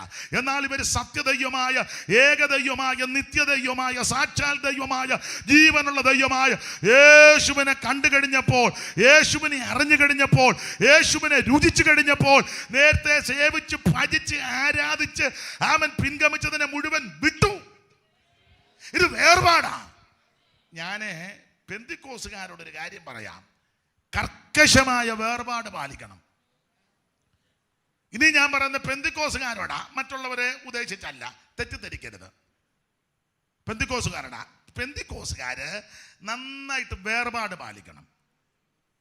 മറ്റ് ആചാരങ്ങൾ, അനുഷ്ഠാനങ്ങള്, പാരമ്പര്യങ്ങൾ അതിൻ്റെ പുറകെ ഒന്നും പോകരുത്. പെന്തിക്കോസുകാർ ഇപ്പം വന്ന് പെന്തിക്കോസുകാർ പേപ്പറിൽ ചരമവാർത്ത പിന്നെ ഈ പിറ്റേ വർഷത്തെ അതിനെന്നാ പറഞ്ഞേ ഇല്ലല്ലോ, ഓർമ്മയുടെ അതിന് ചരമവാർഷികം, അതാ അഭിനയിച്ചാൻ പറഞ്ഞതാ. ചരമവാർഷികം പെന്തിക്കോസുകാർ വിടാതെ. ഇന്ന് രാവിലെ ഞാൻ പേപ്പർ നോക്കിയപ്പോൾ സ്തോത്രം പെന്തിക്കോസുകാരാ, കാശുമൊക്കെ ഉള്ള പെന്തിക്കോസുകാരാ ചരമവാർഷികം ഇട്ടേക്കുന്നു.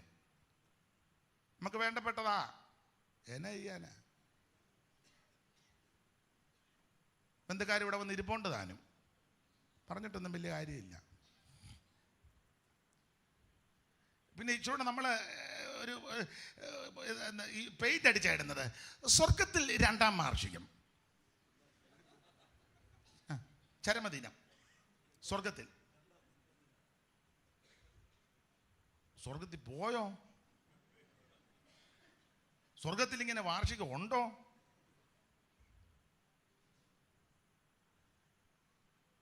പ്രഗത്ഭരായ ഒരു ആട്ടെ, പേരൊന്നും പറയുന്നില്ല, ആ മരണം നടന്നു കഴിഞ്ഞപ്പോഴും അവർ പിറ്റേ വർഷം ഇട്ടു.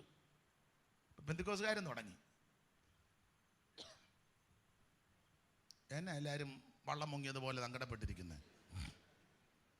വേർപാട് പാലിക്കണേ. ആവശ്യമില്ലാത്ത ആചാരങ്ങൾ, അനുഷ്ഠാനങ്ങൾ, പാരമ്പര്യങ്ങൾ, മാമൂലുകൾ അത് ദൈവസഭയ്ക്കകത്ത് കയറ്റരുത്. എൻ്റെ കൂട്ടുവേലക്കാരുടെ പറയുക, കർക്കശമായി തന്നെ ശാസിക്കണം, അതിനനുവദിക്കരുത്. സ്തോത്രം. ഇവര് വേർപാട് പാലിച്ച ദൈവമക്കളാണ്. ദൈവമക്കൾ കർക്കശമായി വേർപാട് പാലിക്കണം. ആട്ടെ, ഞാൻ ആ ഭാഗം അങ്ങ് വിടുക. ഒത്തിരി കാര്യം അവിടെ നിന്ന് പറയേണ്ടതുണ്ട്, ഇന്ന് അതിന് തുനിയുന്നില്ല. കർത്താവിന് മഹത്വം. അപ്പോൾ 1-ാം അധ്യായത്തിൽ പറയുകയാ, നിങ്ങൾ ജീവനുള്ള സത്യദൈവത്തെ സേവിക്കുക. ഈ ആയുസ്സിൽ നമുക്ക് ലഭിച്ച ഏറ്റവും വലിയ ഭാഗ്യം ജീവനുള്ള സത്യദൈവമായ, നിത്യദൈവമായ യേശുവിനെ ആരാധിക്കുന്നതും സേവിക്കുന്നതുമായ ഏറ്റവും വലിയ ഭാഗ്യം. അതിനവസരം ലഭിക്കാത്ത ആരേലും ഇന്ന് രാത്രി ഇവിടെ വന്നിട്ടുണ്ടെങ്കിൽ, ഞാൻ പ്രാരംഭത്തിൽ ഓർപ്പിച്ചല്ലോ, ഒരു പൈസയും മുടക്കണ്ട, നിന്റെ ഹൃദയം കർത്താവിന് സമർപ്പിക്കുക. ഇന്ന് രാത്രി യേശു നിന്നെ രക്ഷിക്കും. യേശു ഒരു വിഭാഗത്തിൻ്റെ, മതത്തിൻ്റെ, സംഘടനയുടെ കുറെ ആൾക്കാരുടെ മാത്രം ആളല്ല, അവിടുന്ന് മുഴുലോകത്തിൻ്റെയും ദൈവമാ.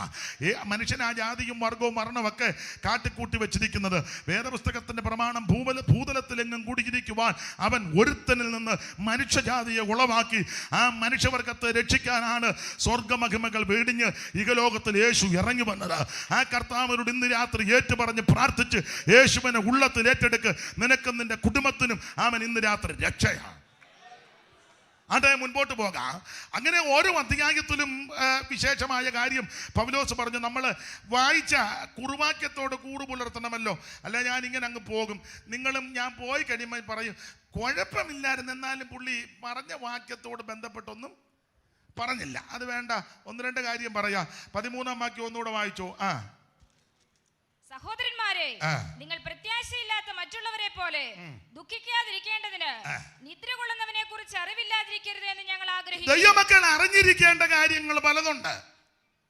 ഇവിടെ പൗലോസ് പറയാ നിങ്ങൾ ഇത് അറിയാതിരിക്കരുത്. എന്തുവാ നിങ്ങൾ അറിയാതിരിക്കരുതെന്ന് പറഞ്ഞത്? അവൻ സ്വോത്രം, നിദ്ര കൊള്ളുന്നവരെ കുറിച്ച് നിങ്ങൾ അറിവില്ലാത്തവരായിരിക്കരുത്. ആ ഭാഗത്തേക്ക് ഞാൻ വരാം. അതിന് മുമ്പ് വേറെ ഒന്ന് രണ്ട് കാര്യങ്ങൾ നിങ്ങൾ അറിവില്ലാതിരിക്കരുത്. ആ രണ്ട് കാര്യം പറഞ്ഞേച്ച് ഈ കാര്യവും കൂടെ പറഞ്ഞ് ഇന്ന് രാത്രി നമുക്ക് യോഗം അവസാനിപ്പിക്കാം. ആ വാച്ച് ഇങ്ങോട്ട് തന്നു, അല്ലേ പിന്നെ പരുവക്കാടായി പോവും. അത് തെറ്റാ, അത് 7:30 ആയിരുന്നതേ ഉള്ളൂ. ഞാൻ ഇടയ്ക്ക് നോക്കി, അന്നേരം 7:30. അത് വെച്ച് നോക്കിയാൽ കുരുളച്ചാൻ എന്നെ ഓടിക്കും. ഇത് കറക്റ്റാണല്ലോ. അപ്പോൾ തെസ്സലോനിക്ക ലേഖനം 4:13 പൗലോസ് പറയുക, നിദ്ര കൊള്ളുന്നവരെ കുറിച്ച്. എങ്ങനെ? കർത്താവിൽ നിദ്ര കൊള്ളുന്നവരെ കുറിച്ച് നിങ്ങൾ അറിവില്ലാത്തവരായിട്ടിരിക്കരുത്. ആ ഭാഗത്തേക്ക് വരുന്നതിന് മുമ്പ് വേറെ ഒന്ന് രണ്ട് കാര്യങ്ങളൊന്ന് ഓർപ്പിക്കാൻ കർത്താവിൽ ശരണപ്പെടുക. അറിവില്ലാതിരിക്കരുത്. എന്തുവാ? ഒന്ന്, അറിവില്ലാതിരിക്കരുത്. കൊരിന്ത്യർക്കെഴുതിയ 1-ാം ലേഖനം അതിന്റെ 12-ാം അധ്യായത്തിന്റെ പ്രാരംഭവാക്യം വായിക്കാം. ഇതെല്ലാം നമുക്ക് അറിവുള്ള വാക്യമാ, എങ്കിലും ഒന്ന് വായിച്ചു സഹായിച്ചോ. കൊരിന്ത്യർക്കെഴുതിയ 1-ാം ലേഖനം 12:1. സഹോദരന്മാരെ, ആത്മീക വരങ്ങളെ കുറിച്ച് നിങ്ങൾക്ക് അറിവില്ലാതിരിക്കരുത് എന്ന് ഞാൻ ആഗ്രഹിക്കുന്നു. സഹോദരന്മാരെ, ആത്മീക വരങ്ങളെ കുറിച്ച് നിങ്ങൾക്ക് അറിവില്ലാതിരിക്കരുത് എന്ന് ഞാൻ ആഗ്രഹിക്കുന്നു. അറിവില്ലാതിരിക്കരുത്. നിങ്ങളെ അറിയണം, ആത്മീക വരങ്ങളെ പറ്റി അറിയണം. ചില ആൾക്കാര് പറയുന്നതും പഠിപ്പിക്കുന്നതും ഒക്കെ വരങ്ങളെല്ലാം നിന്നു പോയെന്നാ. ഇല്ല, അവർക്കില്ലെന്നേ ഉള്ളൂ. വരങ്ങൾ ഇന്ന് വരെ നിന്നിട്ടില്ല. തർക്കിക്കാനും കണ്ണിക്കാനുമുള്ള സമയവും വേദിയും സദസ്സും ഒന്നും ഇതല്ല. പക്ഷെ ഇത് പറയണം. നിങ്ങൾ ആത്മീക വരങ്ങളെ കുറിച്ച് അറിവില്ലാതിരിക്കരുത്. ആത്മീക ഫലങ്ങളുമുണ്ട്, ആത്മീക വരങ്ങളുമുണ്ട്. നിങ്ങൾ കൂടി വരുമ്പോൾ ഈ വരങ്ങൾ ഉണ്ടായിരിക്കണം. നിങ്ങളുടെ കൂടി വരവിൽ ഇതൊക്കെ സംഭവിച്ചിരിക്കണം. കൊരിന്ത്യർക്കെഴുതിയ 1-ാം ലേഖനം 14-ാം അധ്യായത്തിന്റെ 26 മുതലുള്ള തിരുവെടുത്ത് ഒന്ന് വായിച്ചോ. അറിവുള്ള വാക്യമാ, എങ്കിലും വായിച്ചോ. ആ കണ്ണിക തുടങ്ങുന്നിടത്ത് ഇടത്ത് വശത്ത് താഴെ. ആകയാൽ എന്ത്? സഹോദരന്മാരെ, നിങ്ങൾ കൂടി വരുമ്പോൾ ഓരോരുത്തന് സങ്കീർത്തനമുണ്ട്. എല്ലാവർക്കും കൂടെ ഒരു സങ്കീർത്തനം ഉണ്ടെന്നല്ല. ഇപ്പോൾ നമുക്കെല്ലാം കൂടെ എഴുന്നേറ്റ് നിന്ന്, അങ്ങനല്ലേ നമ്മുടെ സഭകളിൽ, ഞങ്ങളുടെ അവിടെ അങ്ങനെ തന്നെ. ഇപ്പോൾ നമുക്കെല്ലാം കൂടെ എഴുന്നേറ്റ് നിന്ന്, അപ്പോൾ ഉറങ്ങുന്നവരും താമസിച്ച് വന്നവരും എല്ലാം ഈ സമയത്താണ് ചാടി അകത്ത് കയറുന്നത്, ഇല്ലേ? ചിലക്ക് അത് ഇന്റർവെല്ലായിട്ടാ. ഇത് കഴിയുമ്പോൾ ചിലർ വെളിയിൽ പോയി വീട് വലിക്കുന്നില്ലെന്നേ ഉള്ളൂ. ഇനി അത് ഉണ്ടോന്ന്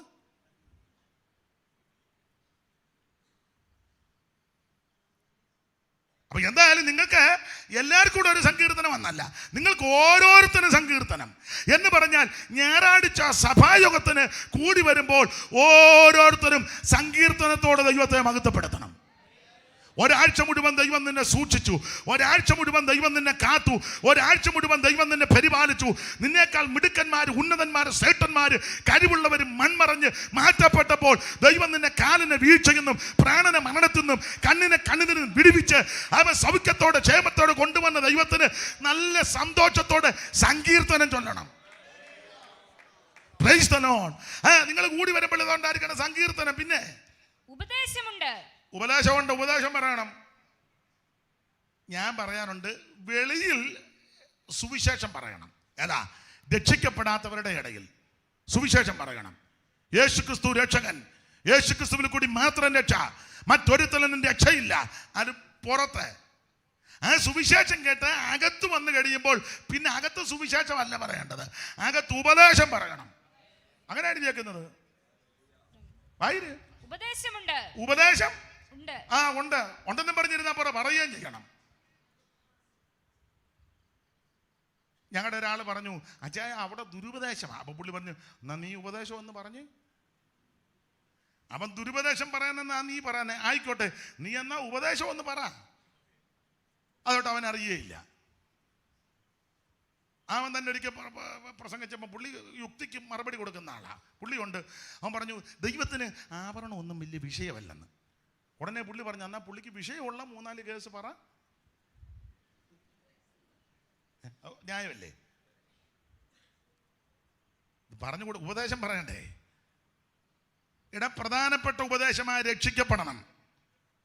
2, വെള്ളത്തിൽ മുങ്ങി സ്നാനപ്പെടണം. അത് പിതാവിൻ്റെയും പുത്രൻ്റെയും പരിശുദ്ധാത്മാവിൻ്റെ നാമത്തിൽ. അത് ഉപദേശമാണ്. 3, ആത്മാഭിഷേകം പ്രാപിക്കണം. ഇത് ആരുടെയും കുത്തകയല്ല, ദൈവത്തിൻ്റെ ദാനമാ. നിന്നെന്ന് ചിലർ പറയുന്നത് തർക്കിക്കുവൊന്നും വേണ്ട, നമുക്ക് അവർക്ക് വേണ്ടി പ്രാർത്ഥിക്കാം. ഇത് ആരുടെയും സ്വന്തമല്ല, ദൈവത്തിൻ്റെ ദാനമാ. ആഗ്രഹിക്കുന്ന ആത്മാക്കളെ ദൈവം തൃപ്തിപ്പെടുത്തും. ദൈവത്തിന്റെ നദിയിൽ വെള്ളം നിറഞ്ഞിരിക്കുന്നു.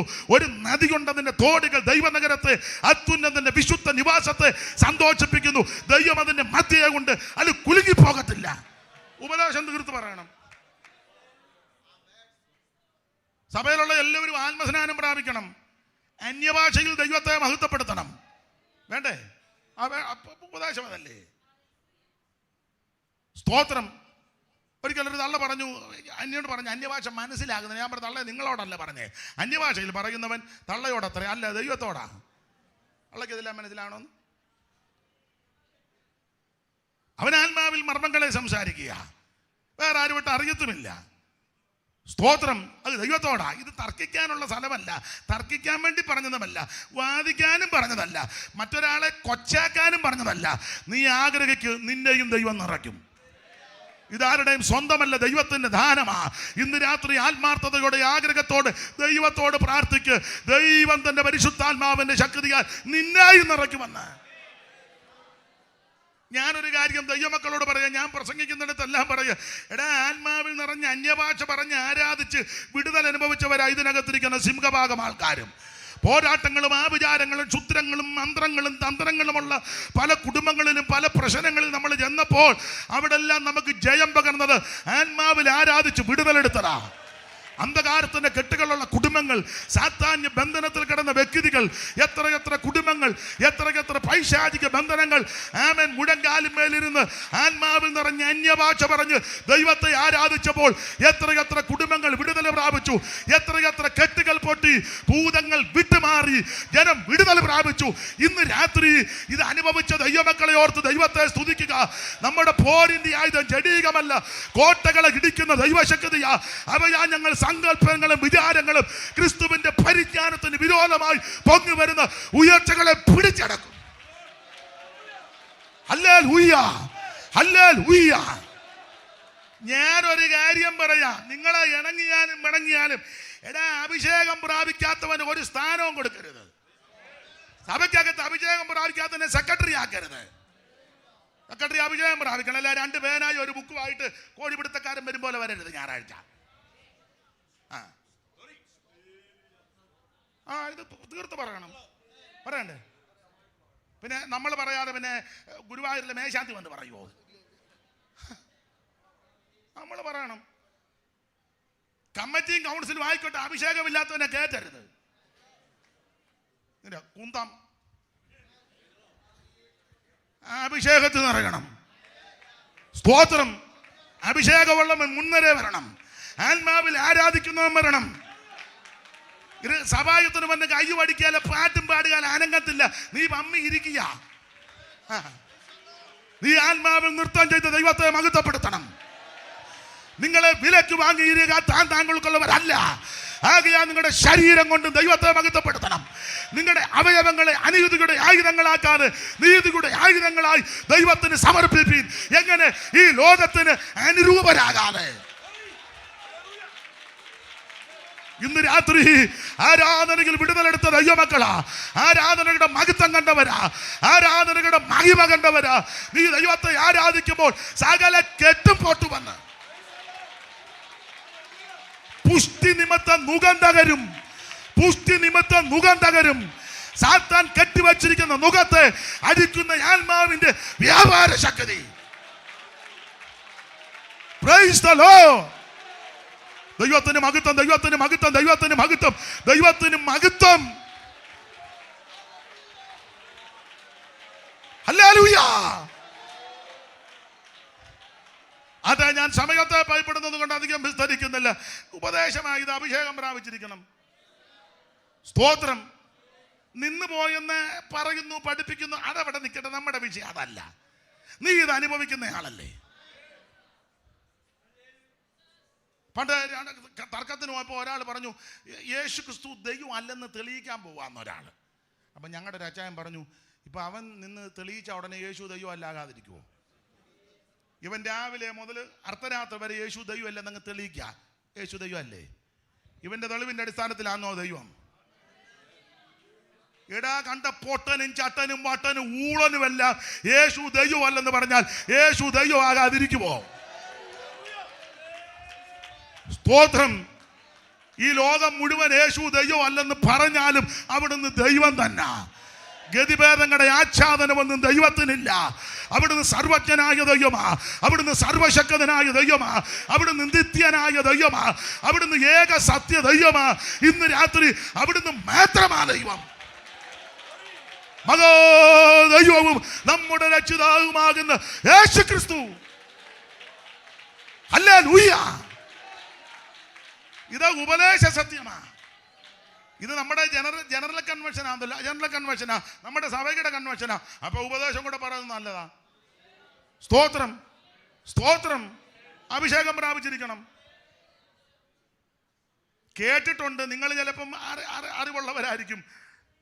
പന്തലിന്റെ കാല് നാട്ടിയപ്പം സഭയുടെ പ്രധാന ആളിങ്ങനെ നോക്കി, ആ കാലെടുത്തോണ്ട് പോവുകയും കുഴിക്കുകയും നാട്ടുകയും ചെയ്തപ്പോൾ പുള്ളിക്ക് മനസ്സിലായി അഭിഷേകം പ്രാപിച്ച ആളല്ല, ലക്ഷണം കണ്ടിട്ട്. പുള്ളി സ്റ്റേജിൽ ഇരുന്ന് കൈ അടിച്ചേച്ച് ഇനി വിളിച്ചെന്നാ പറഞ്ഞുള്ള അറിവാ. എവിടാ ബ്രദറിൻ്റെ വീട്? ഇന്നടുത്ത. പേരെന്തുവാ? രക്ഷിക്കപ്പെട്ടതാണോ? സ്നാനപ്പെട്ടതാണോ? അഭിഷേകം പ്രാപിച്ചോ? ഇല്ല. എന്നാൽ കാലും കോലും അവിടെ ഇട്ടേച്ച് ആ ചാപ്പലിലോട്ട് പോകാൻ പറഞ്ഞു. കാരണം അവിടെ ആൾക്കാരിരുന്ന് പ്രാർത്ഥിക്കുന്നുണ്ട്, കാത്തിരിപ്പ് യോഗം.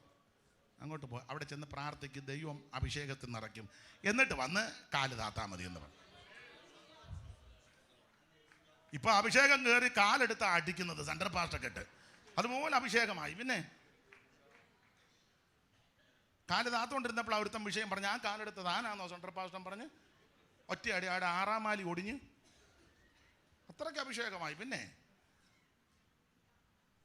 ഒരു കാര്യം പറയാ, ആത്മനിറവിൽ ദൈവത്തെ ആരാധിക്കണം. തീർന്നില്ല, നീ തിരുമേശ എടുക്കണം.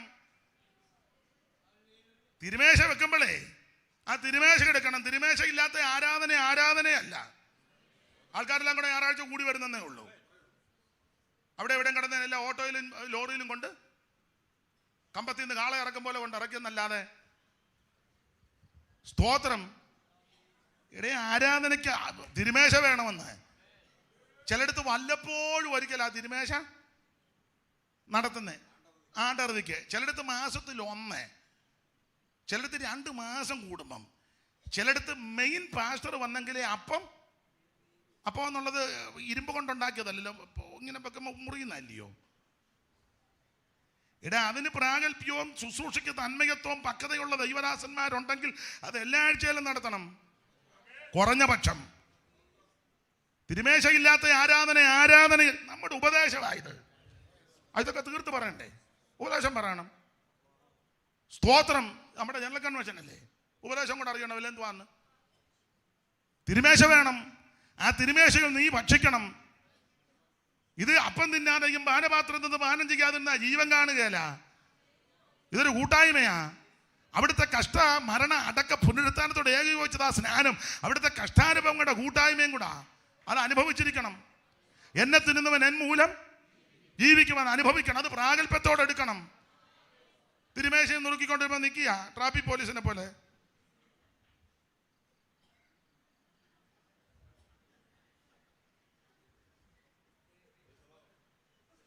തിരുമേശ എടുക്കാത്തവനെ കമ്മിറ്റി കയറ്റരുതെന്നേ.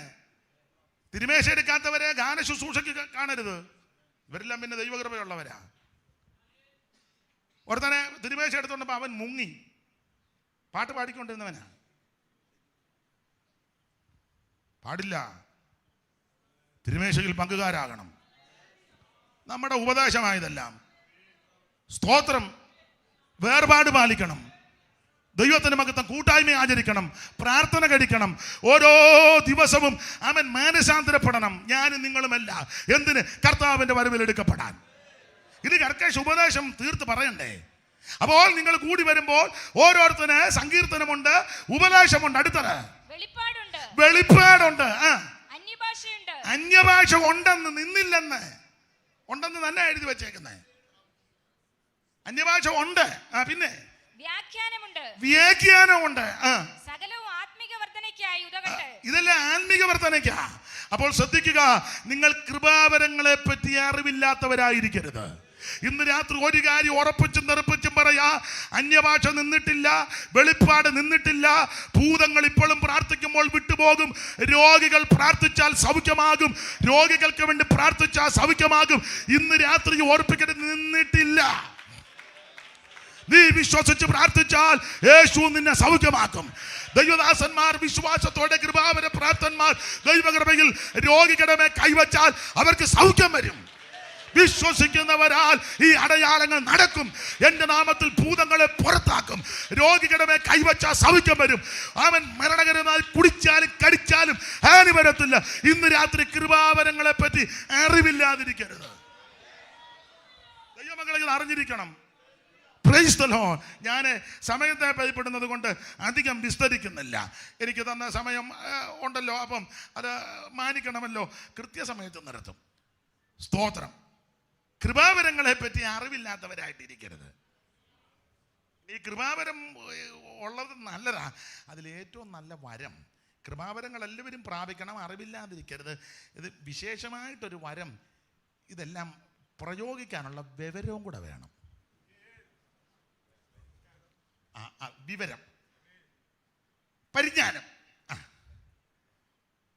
പുസ്തകത്തിൽ അങ്ങനെ ജ്ഞാനത്തിന്റെ വചനവും പരിജ്ഞാനത്തിന്റെ വചനവും. അപ്പൊ ജ്ഞാനവും പരിജ്ഞാനവും, ജ്ഞാനം വേറെ, പരിജ്ഞാനം വേറെ. ഞാൻ എപ്പോഴും പറയും, നിങ്ങൾക്കറിയാം ജ്ഞാനവും പരിജ്ഞാനവും. ചിലർക്ക് ജ്ഞാനമുണ്ട്, പരിജ്ഞാനമില്ല. ചിലർക്ക് പരിജ്ഞാനമുണ്ട്, ജ്ഞാനമില്ല. ഇത് രണ്ടും അത്യാവശ്യമാണ്. വിശേഷിച്ച് ജ്ഞാനം അല്പം കുറവാണെങ്കിലും പരിജ്ഞാനമാ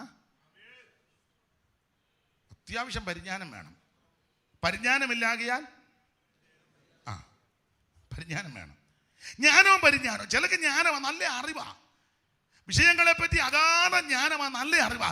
പക്ഷെ അത് പ്രയോഗിക്കേണ്ട വിധം അറിയത്തില്ല. ഞാൻ ഒരു സദസ്സിലിരിക്കുമ്പോൾ ഈ പുതിയ ഉപദേശക്കാരാ, അവനെ അന്ന് ഒരു 18-20 വയസ്സ് കാണുമായിരിക്കാം, അത് കൂടുതൽ കാണത്തില്ല. അപ്പോൾ ആ സദസ്സിൽ പ്രായമുള്ളൊരു കർത്തദാസൻ വന്നു. അത് വേറെ ആരുമല്ല, നമ്മുടെ ചങ്ങനാശ്ശേരിയിലെ LIC അനിയച്ചായൻ. അടുത്ത കാലത്താണ് മരിച്ചു പോയത്. നിങ്ങൾ ചിലർ കണ്ടു കാണും. BA തമ്പി പാസ്റ്ററുടെ കൂടെ ആരംഭകാലത്ത് ചങ്ങനാശ്ശേരി പ്രവർത്തിച്ച CO ബംഗ്ലാവിലെ അനിയച്ചായന്. അദ്ദേഹത്തിന് അന്ന് 80 വയസ്സുണ്ട്. അപ്പോൾ ഈ ചെറുപ്പക്കാരൻ വന്ന് ഞങ്ങളെല്ലാം കൂടി ഇരിക്കുമ്പം ഈ 10-18 വയസ്സുള്ള അവന് പരിജ്ഞാനമില്ലെന്ന് പറയാൻ, അവന് അനിയച്ച 19 വയസ്സില്ലേ, ഇവൻ ഇപ്പോഴത്തെ മോഡേൺ വെച്ചാ. ആട്ടെ, ബ്രദറിന്റെ വീട് എവിടാ? ഇവനൊരു പരിജ്ഞാനോ. ഈ 80 വയസ്സുള്ള ആ പ്രിയ പിതാവിനെ ഈ 17-18 വയസ്സുള്ളവൻ ചോദിക്കാം, ആട്ടെ ബ്രദറിന്റെ വീട് എവിടാ? അത് വിളിച്ചത് തെറ്റാന്നല്ല, വേറെ പുസ്തകത്തിന്റെ ഭാഷാ ശൈലിയിൽ വലിയ കുഴപ്പമോ ഇല്ല. എന്നാലും അങ്ങനെ അല്ലല്ലോ. അതാ പരിജ്ഞാനമില്ല. നമ്മുടെ നാട്ടു നടപ്പും ഇവിടുത്തെ രീതികളൊക്കെ അനുസരിച്ചൊക്കെ അച്ചായൻ്റെ വീട് എവിടാ, അല്ലെങ്കിൽ അപ്പച്ചനെ എവിടെ നിന്നാ വരുന്നേ, അതല്ലേ എൻ്റെ മര്യാദ. പരിജ്ഞാനമില്ല. ഇല്ല. വേണേ ഒരു കാര്യവും കൂടെ പറയാം, നിങ്ങൾക്ക് ഇഷ്ടപ്പെടുകയില്ല, എന്നാലും പറയാം. അത് ഞങ്ങൾ ഉപദേശമാരും ഞാനും പ്രതിയാ, ഞങ്ങൾ മിക്കവരും പ്രതിയാ. എല്ലാവരുമല്ല, ചിലരിതിൽ ഒഴിവുള്ളവരാ.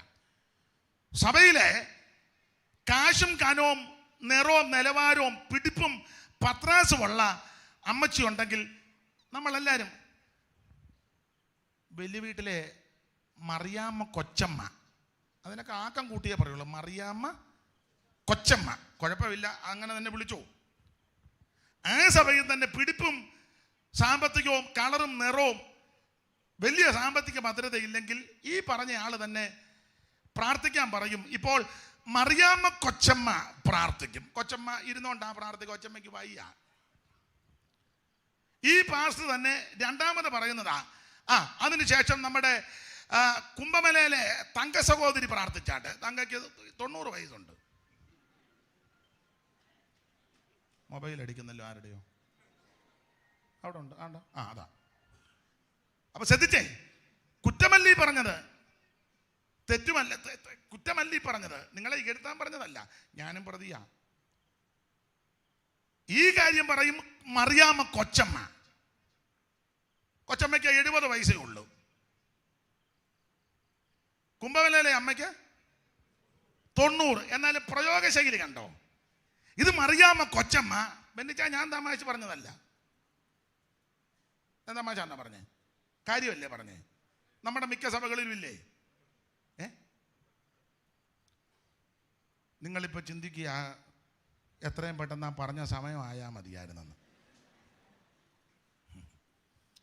ഞാൻ എന്നെയും കൂടെ പ്രതിയാക്കിയാ പറയുന്നത്. സ്തോത്രം. പരിജ്ഞാനമില്ല ചിലർക്ക്. അപ്പൊ ജ്ഞാനവും പരിജ്ഞാനവും ഒരു തെളിവ് തരാം. ഉദാഹരണം എപ്പോഴും ഞാൻ പറയുന്നതാ, പെൺകുഞ്ഞുങ്ങളെ പഠിപ്പിക്കാൻ വിട്ടു നേഴ്സിങ്. എനിക്കതിനെപ്പറ്റി വലിയ പഠിത്തമൊന്നും അറിയത്തില്ലേ, തെറ്റാണെങ്കിൽ ക്ഷമിക്കണേ, അപാകത വന്നെങ്കിൽ അറിവുള്ളവർ പൊറുക്കണേ. നേഴ്സിങ് പഠിക്കാൻ വിട്ടു, പഠിച്ചു, മിടുക്കിയായി, സർട്ടിഫിക്കറ്റും ഒക്കെ വാങ്ങി വീട്ടിൽ വന്നു വേറെ ജോലിക്ക് പ്രവേശിക്കാൻ. അപ്പം അങ്ങനെ ഇതപ്പം കുരുമുളക് പറിക്കുന്ന സമയമാ. വീട്ടിലെ അപ്പച്ചൻ കുരുമുളക് പറിക്കാൻ ഏണി വെച്ച് കൊടി കയറി പറിക്കുക. അപ്പം നേഴ്സിങ്ങിനെ പഠിപ്പിച്ചതിൻ്റെ വെളിച്ചത്തിൽ ജ്ഞാനം വേറെ, പരിജ്ഞാനം വേറെ. ജ്ഞാനം ഇതാ, തെറ്റുണ്ടേ ക്ഷമിക്കണേ, ഞാൻ എൻ്റെ എളിയ ബുദ്ധി പറയുന്നതാണ്, ക്ഷമിക്കണേ. പാമ്പ് കടിച്ചാൽ, പാമ്പ് കൊത്തിയാൽ ആ കടിഭാഗത്ത് നിന്ന് ഒരു ചാണ് മേലോട്ട് കയറ്റി ഒരു ചരട് കൊണ്ട് അടിയന്തര ശുശ്രൂഷയാ കെട്ടി എത്രയും പെട്ടെന്ന് അടുത്തുള്ള ആശുപത്രിയിൽ കൊണ്ടുപോവുക. ആദ്യത്തെ നടപടിക്രമം ഇത്. നേഴ്സിംഗ് പഠിച്ച മോള് പഠിച്ചേച്ച് വീട്ടിൽ വന്ന് സർട്ടിഫിക്കറ്റും കൊണ്ട് അലമാരി വെച്ചു, ജോലിക്ക് അപേക്ഷ കൊടുത്ത് നോക്കിയിരിക്കുക കിട്ടാൻ. അങ്ങനെ ഇവള് രാവിലെ തിണ്ണയിലിരുന്നപ്പോൾ അപ്പച്ചൻ ഏണി വെച്ച് മുളക് പറിക്കുന്നു. മുളക് ഇങ്ങനെ ഏണി നിൽക്കുകയല്ലേ, പറിച്ചുകൊണ്ടിരിക്കുമ്പോൾ ഈ മുളക് കൊടിയേലെ ചുറ്റി ഒരു പാമ്പ് അപ്പച്ചൻ്റെ ഈ നെഞ്ചിലിട്ടൊരു കൊത്ത്. അപ്പച്ചൻ ഉടനെ ഒരു വിധത്തിൽ ഇറങ്ങി, മോളെ എന്നെ പാമ്പ് കൊത്തി. ഓടി വന്നു. എവിടെ അപ്പച്ച കൊത്തിയത്? ഇവിടെ അടി കൊത്തിയോ? നോക്കിയപ്പോൾ ചോര പൊടിക്കുന്നു.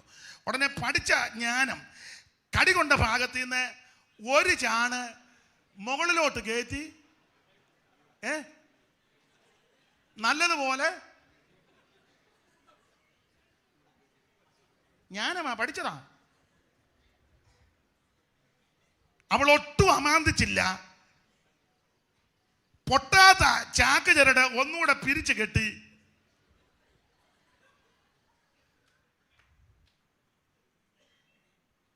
അപ്പച്ചനെ ആശുപത്രി കൊണ്ടുപോകണ്ട. ഇതായി ജ്ഞാനവും പരിജ്ഞാനവും തമ്മിലുള്ള വ്യത്യാസം. മനസ്സിലായി കാണും. ചിലർക്ക് കൃപാവരം എല്ലാം ഉണ്ട്, പക്ഷെ പരിജ്ഞാനം ഇല്ല. ചില കൊച്ചു പിള്ളേർക്ക് കൃപാവരം എല്ലാം കിട്ടിക്കഴിയുമ്പോൾ അത് കൃപാവരത്തിന് തെറ്റല്ല, കൃപാവരമുണ്ട്, പക്ഷെ പരിജ്ഞാനമില്ല. ആത്മാവിനെ കൊണ്ട് നിറഞ്ഞേച്ച് കൊച്ച് പെങ്കൊച്ച്, ഇനി പേരൊന്നും ഞാൻ പറയുന്നില്ല, അന്ന് ഒരു 8 വയസ്സ് കാണും. ആ 8 വയസ്സുള്ള കൊച്ചു വന്നേച്ച് ഒരു പ്രായമുള്ള അപ്പച്ചോട്, മകനെ, വല്യപ്പനും എന്തോന്ന് വിളി കേട്ടല്ല, എന്നാ ചെയ്യാനാ? കുഞ്ഞിന് കൃപാവരമില്ലെന്നല്ല, ദൈവാത്മാവ് അല്ലെന്നും അല്ല വാദം, പക്ഷെ പരിജ്ഞാനമില്ല. ആ കുഞ്ഞിന് പറഞ്ഞു കൊടുക്കുക, അല്ലെങ്കിൽ മനസ്സിലാക്കി കൊടുക്കണമല്ലേ ആ തത്വ സഹോദരിമാരും ആയിക്കോട്ടെ. ആമേൻ.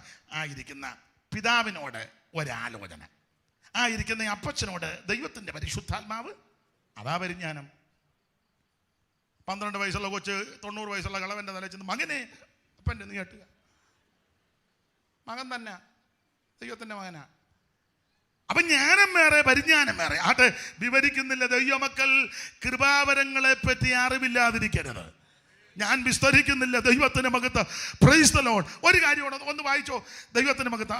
കൃപ നിങ്ങൾ അറിവില്ലാതിരിക്കരുത്. ഒന്ന്, കൃപാവരങ്ങളെ പറ്റി അറിവില്ലാതിരിക്കരുത്. ഇനി വായിച്ചേ ദൈവദാസി, കൊരിന്ത്യർക്ക് എഴുതിയ 1-ാം ലേഖനം 10-ാം അധ്യായത്തിന്റെ 5 മുതലൊന്ന് വായിച്ചേ. എങ്കിലും അവരിൽ മിക്കപേരിലും ദൈവം പ്രസാദിച്ചില്ല.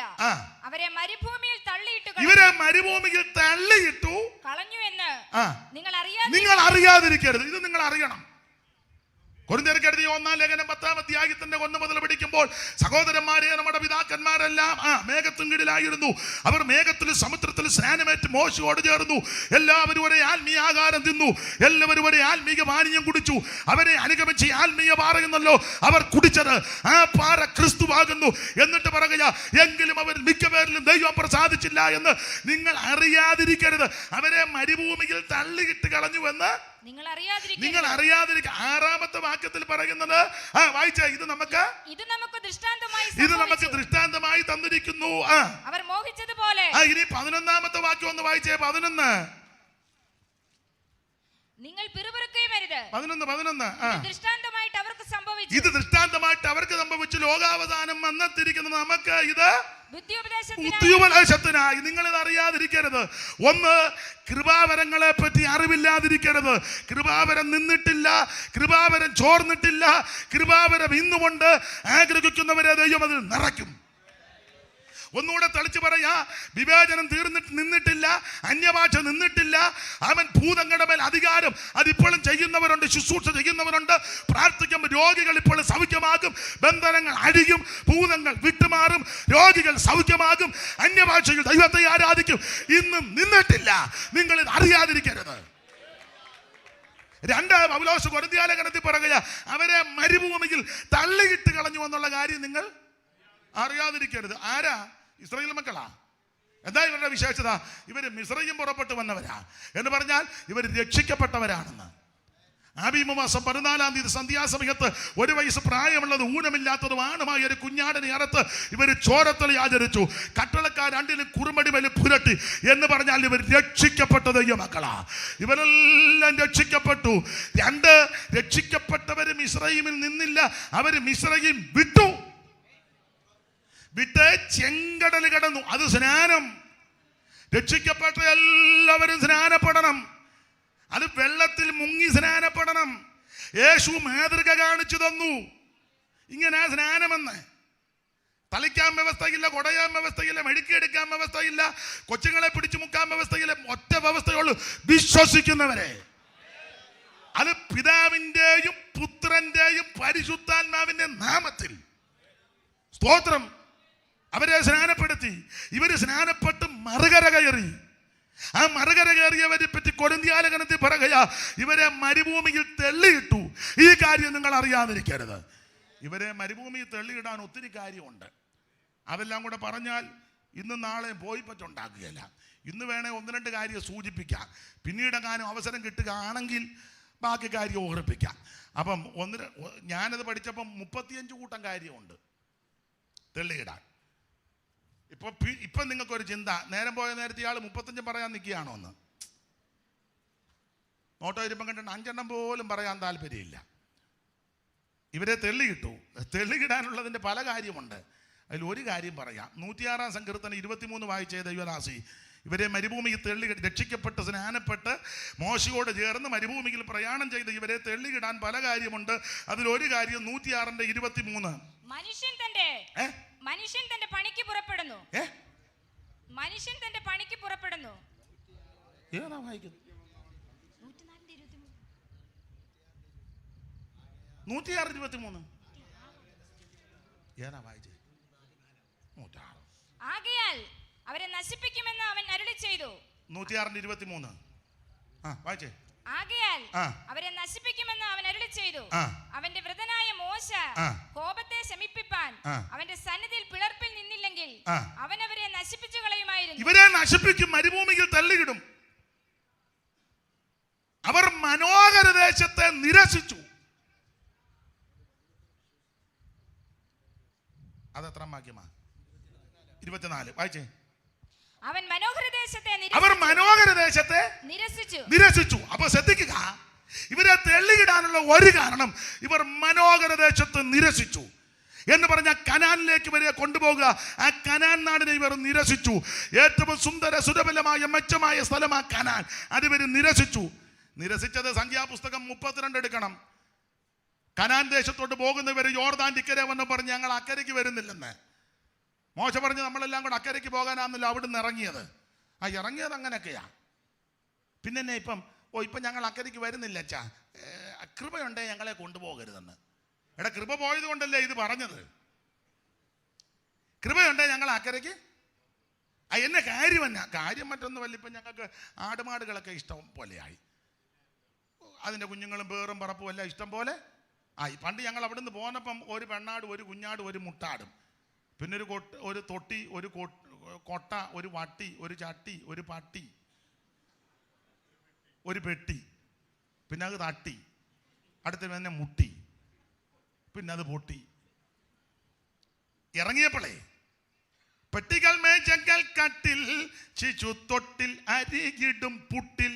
അന്നിറങ്ങിയപ്പം പെട്ടികൾ മേച്ചങ്കൽ കട്ടിൽ ശിശു തൊട്ടിൽ അരികിടും പുട്ടിൽ, അട്ടിശകടത്തിന്മേലും തട്ടിലൊട്ടുലൊടുക്കുകൾ കൂട്ടി, ചട്ടി മരം കലം കോട്ട നല്ല ചട്ടുകൾ കോട്ട, ചട്ടി മരം കലം കോട്ട നല്ല ചട്ടുകൾ, പെട്ടികൾ മേച്ചകൾ കാട്ടിൽ ശിശു തൊട്ടിൽ അരികിടും പുട്ടിൽ. പെട്ടികൾ മേച്ചകൾ കാട്ടിൽ ശിശു തൊട്ടിൽ അരികിടും പുട്ടിൽ. പാടാൻ നേരമില്ല, അങ്ങ് അടങ്ങുക ഞാൻ. അപ്പൊ ശ്രദ്ധിക്കുക, അന്ന് ഇറങ്ങിയപ്പോ ഒരു ചട്ടി, ഒരു കുട്ടി, ഒരു പട്ടി, ഒരു വട്ടിയും, ഒരു കുട്ടിയും, ഒരു മുട്ടാടും, ഒരു വെണ്ണാടും. ഇപ്പം വർഷങ്ങൾ കഴിഞ്ഞപ്പം ആടുമാടുകളൊക്കെ ഇഷ്ടം പോലെ. അപ്പൊ ഇവര് പറയാ ഞങ്ങൾ അങ്ങ് വരുന്നില്ലെന്ന്. മോശ പറഞ്ഞു നമ്മൾ അങ്ങോട്ട് പോകാനാന്നല്ലോ എല്ലാവരും കൂടെ. എനിക്ക് ഈ യോജിക്കാൻ പറ്റാത്ത ഒരു കാര്യം പറയാം. നമ്മൾ ഞായറാഴ്ച ഇങ്ങോട്ട് പോരുമ്പം അയലത്തുകാർ ചോദിക്കും, അല്ലെ ബസ് സ്റ്റോപ്പിൽ നിൽക്കുന്നവർ ചോദിക്കും, അല്ലെ വഴി പരിചയമുള്ളവരേക്കും, എവിടെ പോകുന്നു സാറാമ്മേ?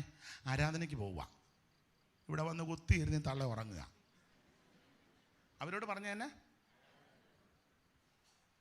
തങ്കച്ചാൻ എങ്ങോട്ട് പോന്നു? ഞങ്ങൾക്ക് ആരാധനയല്ലേ, ഉമ്മ വന്ന് മെനക്കെട്ടിരിക്കുക, കൈ പഠിക്കല, പാട്ടും പാടുകയല്ലേ, പറഞ്ഞേച്ച് പോകുന്ന തന്നെ.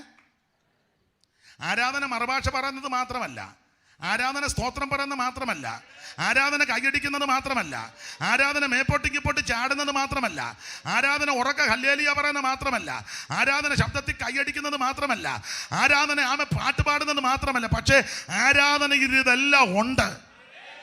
ഇതെല്ലാം കൂടെ ചേരുന്നത് ആരാധന. ആമേൻ, സ്തോത്രം. നിങ്ങളെ പൂർണ്ണമായിട്ട് സമർപ്പിക്കുന്നത് ദൈവാരാധന. ഇങ്ങനെയുള്ള അവര് പറയാ ഞങ്ങൾ അക്കരയ്ക്ക് വരുന്നില്ലെന്ന്. മോശ പറഞ്ഞു നമ്മൾ അക്കരയ്ക്ക് പോകാനാ. ഇല്ല അച്ഛാ, വരുന്നില്ല. ഇപ്പൊ ഇഷ്ടം പോലെ ആടുമാടുകളായി. പിന്നെ ഒരു ഉടക്കുണ്ടാക്കാതിരിക്കാൻ മോശ പറഞ്ഞൊരു കാര്യം ചെയ്യ്. ആരൊക്കെയാ വരാത്തെ?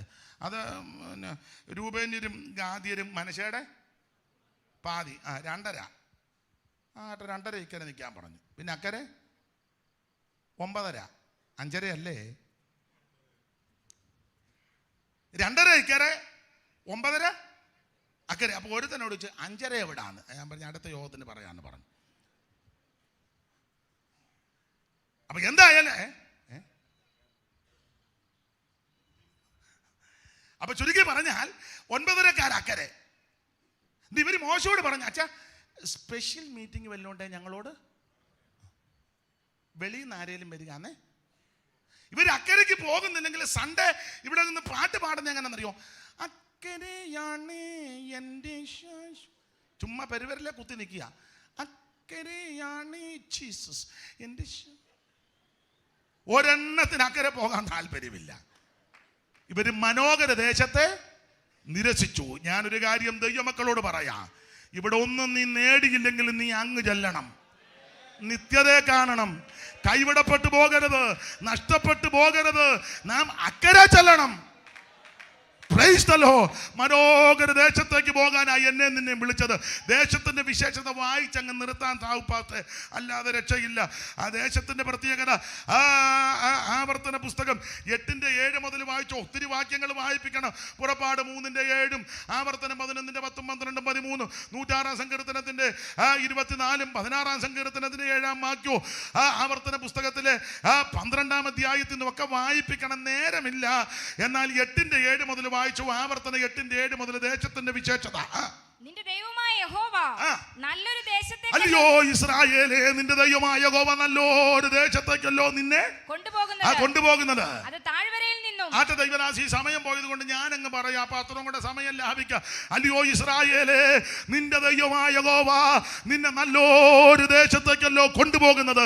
അത് താഴ്വരയിൽ നിന്നും മലയിൽ നിന്നും പുറപ്പെടുന്ന നീരൊഴുക്കുകളും ഉറവകളും തടാകങ്ങളുമുള്ള ദേശം, ഗോതമ്പ് യവവും മുന്തിരിയും അത്തിയും മേതളമുള്ള ദേശം, ഒലിവ് വൃക്ഷവും തേനുമുള്ള ദേശം, സുഭിക്ഷമായിട്ട് ഉപജീവനം കഴിക്കാവുന്നതും ഒന്നിനും കുറവില്ലാത്തതുമായ ദേശം. പിന്നെ കല്ല് ഇരുമ്പായിരിക്കുന്നതും മലയിൽ നിന്ന് താമ്രം വെട്ടിയെടുക്കുന്നതുമായ ദേശം നീ ഭക്ഷിച്ച് തൃപ്തി പ്രാപിക്കുമ്പോൾ നിന്റെ ദൈവമായ യഹോവ നിനക്ക് തന്നിരിക്കുന്ന നല്ല ദേശത്തെ കുറിച്ച് നീ അവന് സ്തോത്രം ചെയ്യാ. ഇന്ന് രാത്രി കയ്യും കെട്ടി വായും പൂട്ടി ആളുകളെ ചിരിക്കാറ്. ഇന്ന് രാത്രി നീ സ്തോത്രം ചെയ്യ്. ഗോതമ്പുണ്ട്, യവമുണ്ട്, മുന്തിരിയുണ്ട്, അത്തിയുണ്ട്, മേതളമുണ്ട്, ഒലിവുണ്ട്. ഇന്ന് രാത്രി ദൈവത്തിന്റെ പൈതല് നല്ല ദേശത്തേക്കാണ് നിന്നെ കൊണ്ടുവന്നിരിക്കുന്നത്. ഗോതമ്പെന്ന് പറഞ്ഞാൽ ഇത് അവന് മൃഷ്ടാന്ന ഭോജനമാ. മുന്തിരി നിനക്ക് ചൈതന്യം ഉണ്ടാക്കി തരും. അവൻ സ്തോത്രം. അത്തി രോഗശാന്തി തരുന്നതാ. ഇന്ന് രാത്രി നിന്നെ സൗഖ്യമാക്കുവാൻ, വിടുവിക്കുവാൻ നല്ലൊരു ദേശത്തേക്ക് നിന്നെ കൊണ്ടുവന്നു. ഈ കൃപയിൽ വന്നതാ നിന്റെ ഭാഗ്യം. യേശുവിനെ അറിഞ്ഞതാ നിന്റെ ഭാഗ്യം. ഇന്ന് രാത്രി ദൈവത്തിന് മഹത്വം കൊടുക്ക. മൗനമായിട്ടിരിക്കാതെ കയ്യം കെട്ടി വായു പൂട്ടിയിരിക്കാൻ ഇന്ന് രാത്രി ദൈവത്തിന് മഹത്വം കൊടുക്ക്. നല്ല ദേശത്തേക്ക് ദൈവം നിന്നെ കൊണ്ടുവന്നു. നല്ലൊരു ദേശത്തേക്ക് ദൈവം നിന്നെ കൊണ്ടുവന്നു. മടുത്തു പോകരുത്, ക്ഷീണിക്കരുത്. മനോഹര ദേശത്തെ നിരസിക്കരുത്. ഗോതമ്പുണ്ട്, യവമുണ്ട്, മുന്തിരിയുണ്ട്, അത്തിയുണ്ട്, മാതളമുണ്ട്, ഒലിവുണ്ട്, തേനുണ്ട്, സുഭിക്ഷമായിട്ട് ഉപജീവനം കഴിക്കാവുന്നത് ഒന്നിനും കുറവില്ലാത്തതുമായ ദേശം ഇന്ന് രാത്രി യഹോവ ചുറ്റി പരിപാലിക്കുന്ന ദേശം. ആണ്ടിന്റെ ആരംഭം മുതൽ അവസാനം വരെ യഹോവയുടെ ദൃഷ്ടി വയ്ക്കുന്ന ദേശം. അവൻ മഴവെള്ളം കുടിക്കുന്ന ദേശം. ഇന്ന് രാത്രി മിസ്രൈമിൽ നീ കാലുകൊണ്ട് തട്ടി നനച്ചു. ഇവിടെ അങ്ങനെ വേണ്ട. ഉറവകളുള്ള ദേശം, നീരോട്ടമുള്ള ദേശം. ഇന്ന് രാത്രി നല്ല ദേശത്തേക്ക് ദൈവം നിന്നെ കൊണ്ടുവന്നു. ദൈവത്തിന് മഹത്വം കൊടുക്ക. ആരും